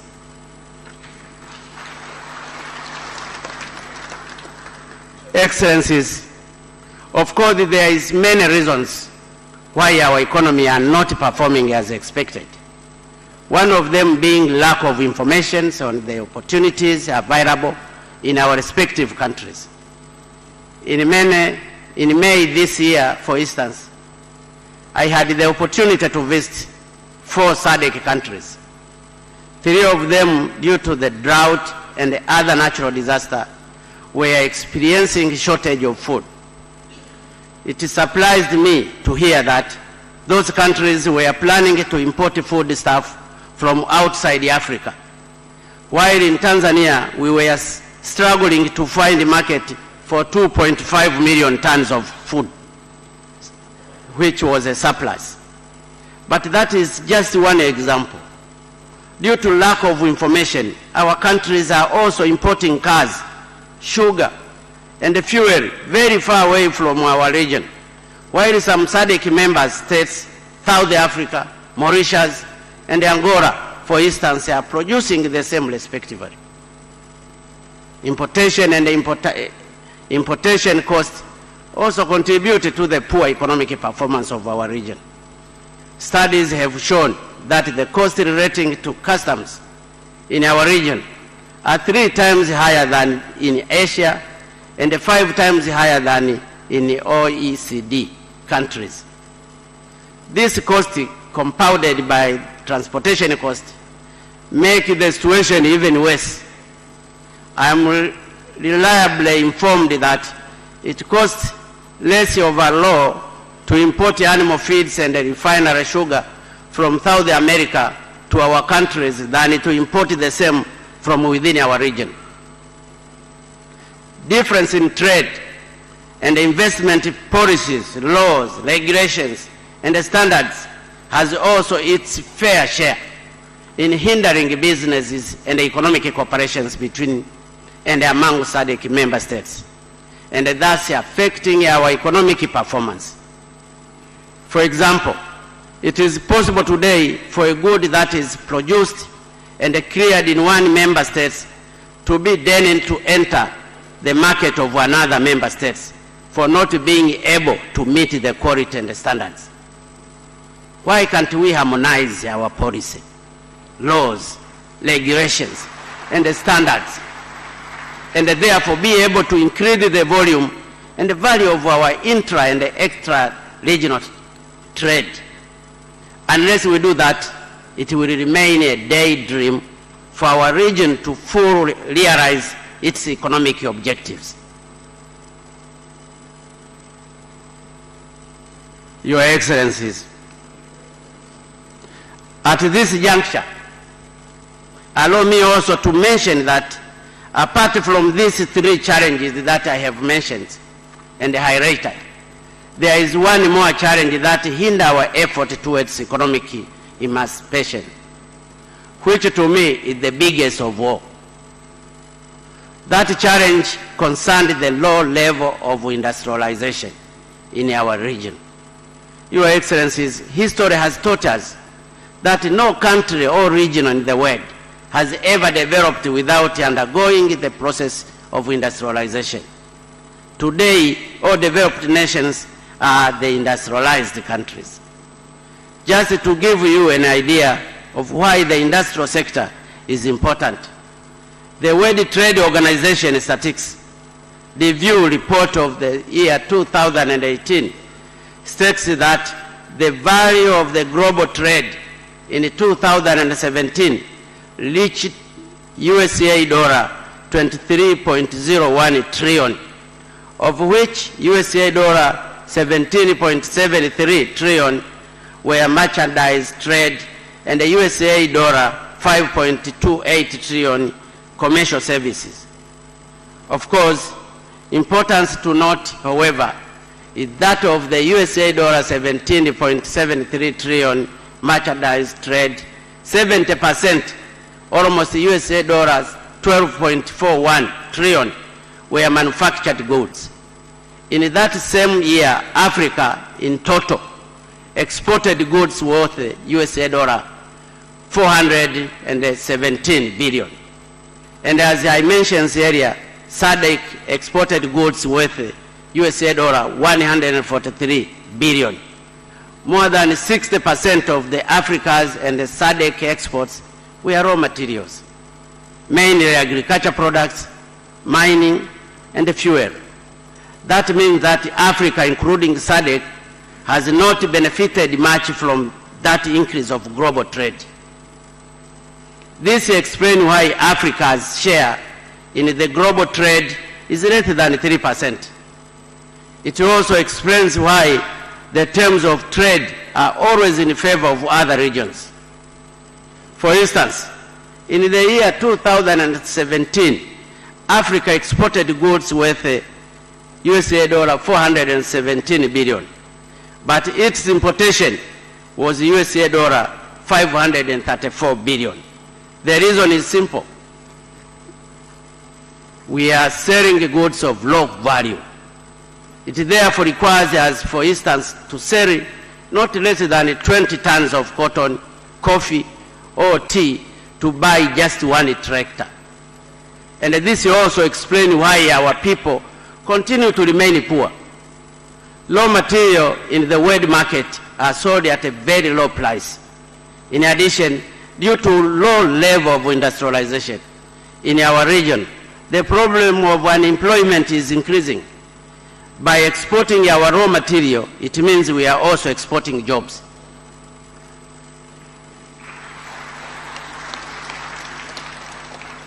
Your Excellencies, distinguished invited guests, ladies and gentlemen, it is against this background that I would like to seize this opportunity to commend SADC for adopting the industrialization strategy and the roadmap from 2015 to 2063. I also commend the decision that industrialization is a priority in each year's SADC summit theme, and for introducing industrialization week prior to each ordinary summit. I am confident that this effort will go a long way in promoting industrialization in our respective countries and the region at large. In this respect, I wish to ensure this August body that issues pertaining to industrialization will be the top priority of our chairmanship. In this respect, I once again wish to applaud the effort undertaken by our outgoing chair, Namibia, in improving infrastructure in our region. It goes without saying that infrastructure is in addressing all impediments and bottlenecks, including transit delay, bureaucratic red tape, corruptions, and etc. This is why Tanzania has chosen a conducive business environment for inclusive and sustainable industrial development, increase intra-regional trade, and job creation to be the theme of the SADC during her chairmanship. It is our sincere hope that the implementation of this theme will serve as a catalyst for sustainable industrial development, increase the intra-regional trade, and job creation in our region. Your Excellencies, Head of States and Government, before I conclude my statement, allow me to say what I have always been telling my compatriot, and I'm sure you always do, that our country are not poor. Our country are not poor. They are very rich. We have all the resources to make us rich.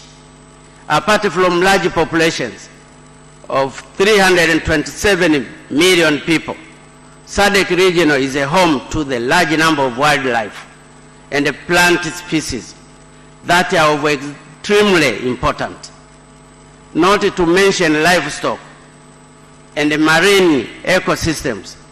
The region has also widely diverse of ecozones, including grasslands, bushveld, corals, savanna, and riparian zones. In addition, our region is endowed with the hydrocarbons material, graphites, ethans, and so on, and the minerals resources. Indeed, as a matter of fact, our region contributes to the world about 18% of cobalt, 21% of zinc, 26% of gold, 55% of diamond, 72% platinum groups of metals, and etc. So, we are not poor.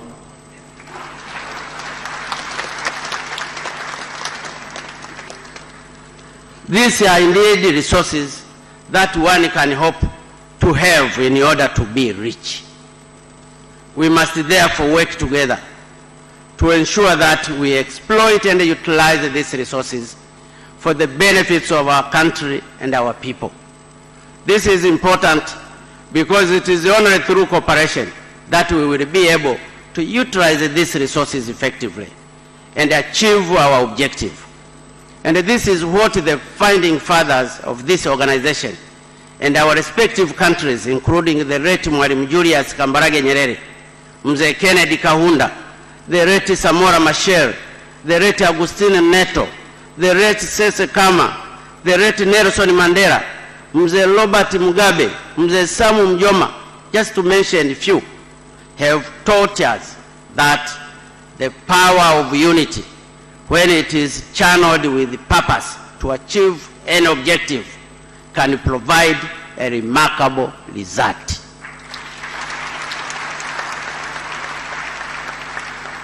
It can even move a mountain.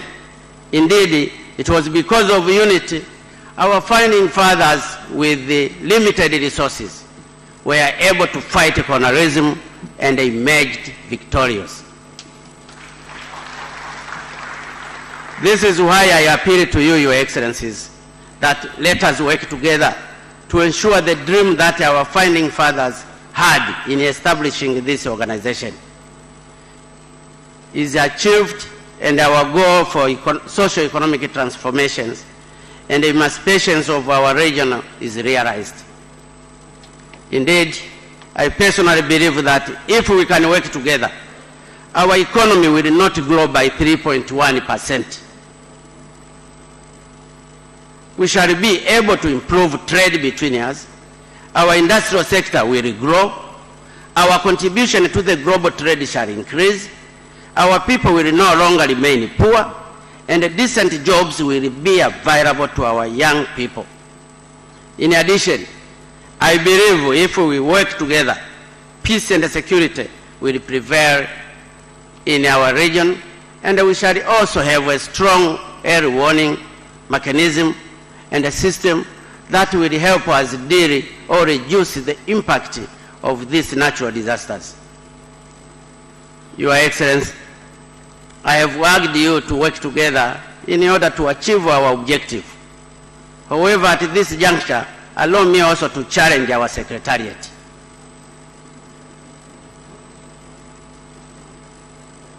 I'm saying this because all the problems that I have highlighted, which currently confronting our region, happen while we have our own institution, that is the Secretariat, which is supposed to help us member states overcome them. I personally believe that if our Secretariat would perform efficiently and effectively its function, it would have found the answers to the question why over the past 10 years our GDP growth has been decreasing, even by advice.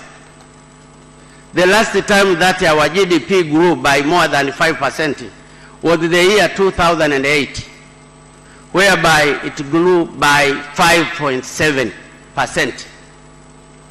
Of course, in the year 2005, 2006, and 2007, our GDP grew by 6.6%, 7.3%, and 8.0% respectively. This is the GDP for SADC countries. However, since then, our economic growth has never grown by more than 5%. 2009, it grew by 0.6%. 2010, only 4%. 2011, 4%. 2012, 4.4%. 2013, 4.3%. 2014, 3.4%. 2015, 2.2%. 2016, 1.4%. 2017, 3%. And the last year, 2018, 3.1%. Had our Secretariat also lived up to its duty, our country would have known the reason why. After 2 consecutive years of positive trade balance, in 2010 and 2011, SADC regional external position deteriorated to a negative balance of $17 billion in 2015 and $9 billion in 2016, and improved a little bit in 2011 by $1 billion. These are some of the critical questions that our Secretariat must address and advise member states accordingly for a new direction.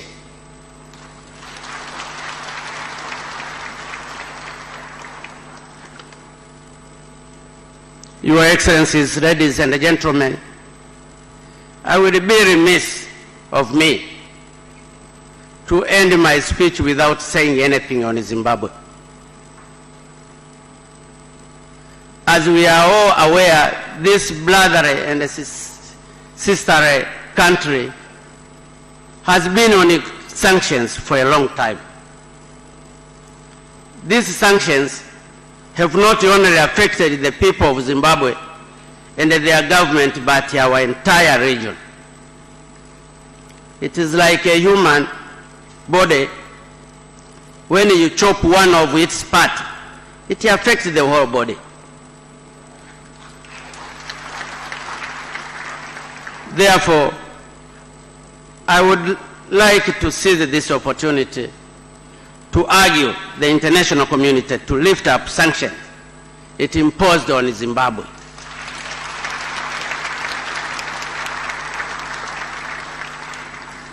This brother country, after all, has now opened a new chapter, and it is ready to engage with the rest of the world.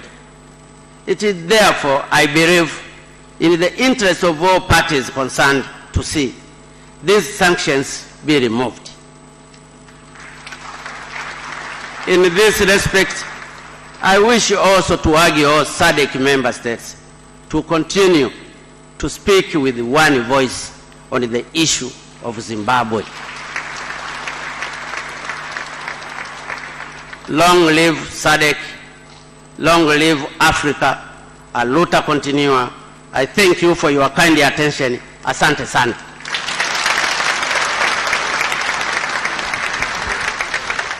Basi msikilizaji na mtazamaji wa TBC, ni mwenyekiti wa SADC Dr. John Magufuli ambaye ni rais wa Tanzania, akihitimisha hotuba yake ambayo kwa muhtasari ameahidi kuendeleza iliyofanywa na mtangulizi wake, lakini pia kuimarisha swala la amani na utulivu. Pia amegusia kuongeza utekelezaji wa waliokubaliana ili kuwezesha ukuaji wa uchumi, huku akibainisha maeneo ambayo bado hajafanya vyema. Biashara akisema bado sio nzuri, lakini pato bado sio nzuri kwa wanachama wa jumuiya hii ya maendeleo kusini mwa Afrika, akisisitiza pia swala la kutafuta taarifa za fursa zilizopo katika nchi hizi ili kuweza kufanya biashara na kuwekeza. Pia amegusia swala zima la kuongeza urari wa biashara na kuweka mkazo katika uchumi wa viwanda. Pia amesema mataifa haya ni tajiri, hivyo ni vyema kutumia vyema rasilimali zilizopo katika kuleta maendeleo kwa watu wake. Lakini pia swala la kujiandaa na kukabiliana na majanga ameligusia. Pia amewataka watu kufanya kazi kwa pamoja katika kuleta maendeleo ya pamoja. Ametoa wito pia kwa sekretariat ya SADC kufanya kazi kwa bidii na kuongeza pato ghafi la ndani ambalo kwa sasa liko chini ya 5% licha ya malengo yaliyojiwekea kufika 7%. Tusikilize basi kinachoendelea kwa MC, kisha nitarejea. We'll proceed after lunch to meet in closed session, which will be on 1+10. At this point, we'll be inviting their excellencies to go for a family photo. Basi kingine ambacho amekigusia msikilizaji na mtazamaji wa TBC, mwenyekiti huyu wa SADC Dr. John Magufuli, rais wa Tanzania, ametaka sasa jumuiya hii kusimama kidete ama kusimama pamoja katika kuisaidia Zimbabwe kuondolewa vikwazo ilivyowekewa na jumuiya za kimataifa, kwani hivi sasa taifa hilo liko katika utulivu baada ya kufanyika uchaguzi wa kidemokrasia. Lakini pia ameahidi kuendeleza yote yaliyoafikiwa na kufikiwa na watangulizi wake. Kikubwa pia ambacho kimejiri hapa ni tamko la mwenyekiti aliyemaliza muda wake, Dr. Hage Geingob, rais wa Namibia, akitamka rasmi sasa Kiswahili kitakuwa miongoni mwa lugha 4 za mawasiliano ya wanachama wa jumuiya hii ya SADC. Haya ni matangazo ya moja kwa moja kutoka kituo cha mikutano cha Julius Nyerere hapa jijini Dar es Salaam. Mkutano huu wa kihistoria mara ya pili kufanyika Tanzania ndani ya miaka 16. Lakini pia hii leo, tarehe kama hiyo leo, ndipo tarehe ambapo SADC ilianzishwa Agosti 17 mwaka 92. Kwa hiyo pia ni siku ya kuadhimisha kuanzishwa kwa SADC tarehe kama ya leo. Punde tutakupeleka kwa wenzetu walioko nje, lakini tusikilize taratibu unaoendelea. As the head table is proceeding to exit the building. We'll also have the performance, if you can put the monitors, if you can put the song that were played earlier on. Thank you.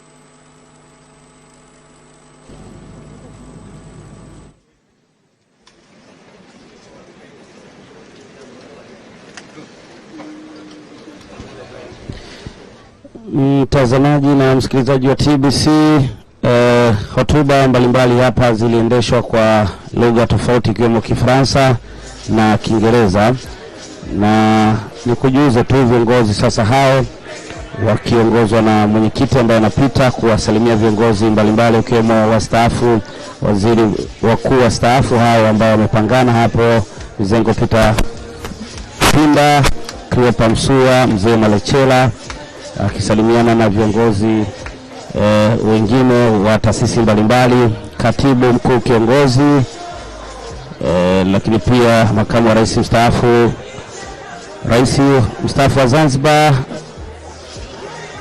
lakini pia rais mstaafu Jakaya Mrisho Kikwete, mzee Mkapa, mzee Mwinyi, marais wastaafu hawa, jaji mkuu wa Zanzibar na jaji mkuu wa Tanzania. Lakini pia makamu wa pili wa rais wa Zanzibar yuko hapa, Balozi Seif Ali Idi, waziri mkuu Kassim Majaliwa, rais wa Zanzibar na mwenyekiti wa Baraza la Mapinduzi Dr. Ali Mohamed Shein na makamu wa rais yuko hapa. Anaendelea pia kuwasalimia viongozi mbalimbali ukiwemo mkuu wa mkoa wa Dar es Salaam, mwenyekiti wa Chama cha Mapinduzi, naibu spika wa bunge, wake wa marais ambao pia wako hapa, wamefika katika kushuhudia mkutano huu wa 39 wa wakuu wa nchi na serikali wa Jumuiya ya Maendeleo Kusini mwa Afrika SADC. Na nikujuze tu punde tutaenda kwa mwenzangu Gabriel Zakaria, lakini kabla sijaenda kwa Gabriel Zakaria nitambue mchango wa timu nzima ya TBC ambayo iko hapa kukuletea matangazo haya. Wasimamizi wa matangazo haya ni Shida Masamba na Afidhu Yusufu. Mwongozaji ni Mwasu Mpore. Watangazaji ni mimi Mbozi Katala, sambamba niko na Gabriel Zakaria, Esero Mafuru, Joseph Bura na Elisha Elia. Upande wa redio watangazaji ni Mpendwa Mgweno, Musa Twangilo na Deu Salufu. Lakini wapiga picha ambao wanakuletea picha hizi unazoziona hapa, mpenzi mtazamaji, Victor Gunze ni Humphrey Samuel, Rehema Baumba, Silva Mauki, Oliver Kubaga, Deusi Mjata, Amina Hamisi. Uhariri picha yupo Joseph Lukiko, Franco Singaile na Wota Rumisha. Lakini upande wa sauti yupo Hare Temba, na upande wa teknolojia habari na mawasiliano yupo Anton Chimbi. Mitandao ya kijamii James Range ndio yuko hapo, lakini mafundi ni Karim Chitenda, Zaudia Dadi, Noeli Mtenga, Fanueli Elia na Herman Yoeni kwa upande wa mafundi wa TV. Lakini radio mafundi ni Omar Salim, Moshi Silanda na Rashid Mkola. Madereva ambao wamefanikisha tuwe hapa: Abubakari Mrindoko, George Machemli, Christopher Samueli, Musa Idi, na msimamizi wa jumla ambaye ni floor manager ni Eshe Muhidini. Na tuende kwa Elisha Elia. Elisha Elia, unaweza kuendelea kuwajuza watazamaji wetu nini kinachojiri hapo nje ya ukumbi huu? Asante sana Mbozi Katala kutoka katika ukumbi. Tayari viongozi wana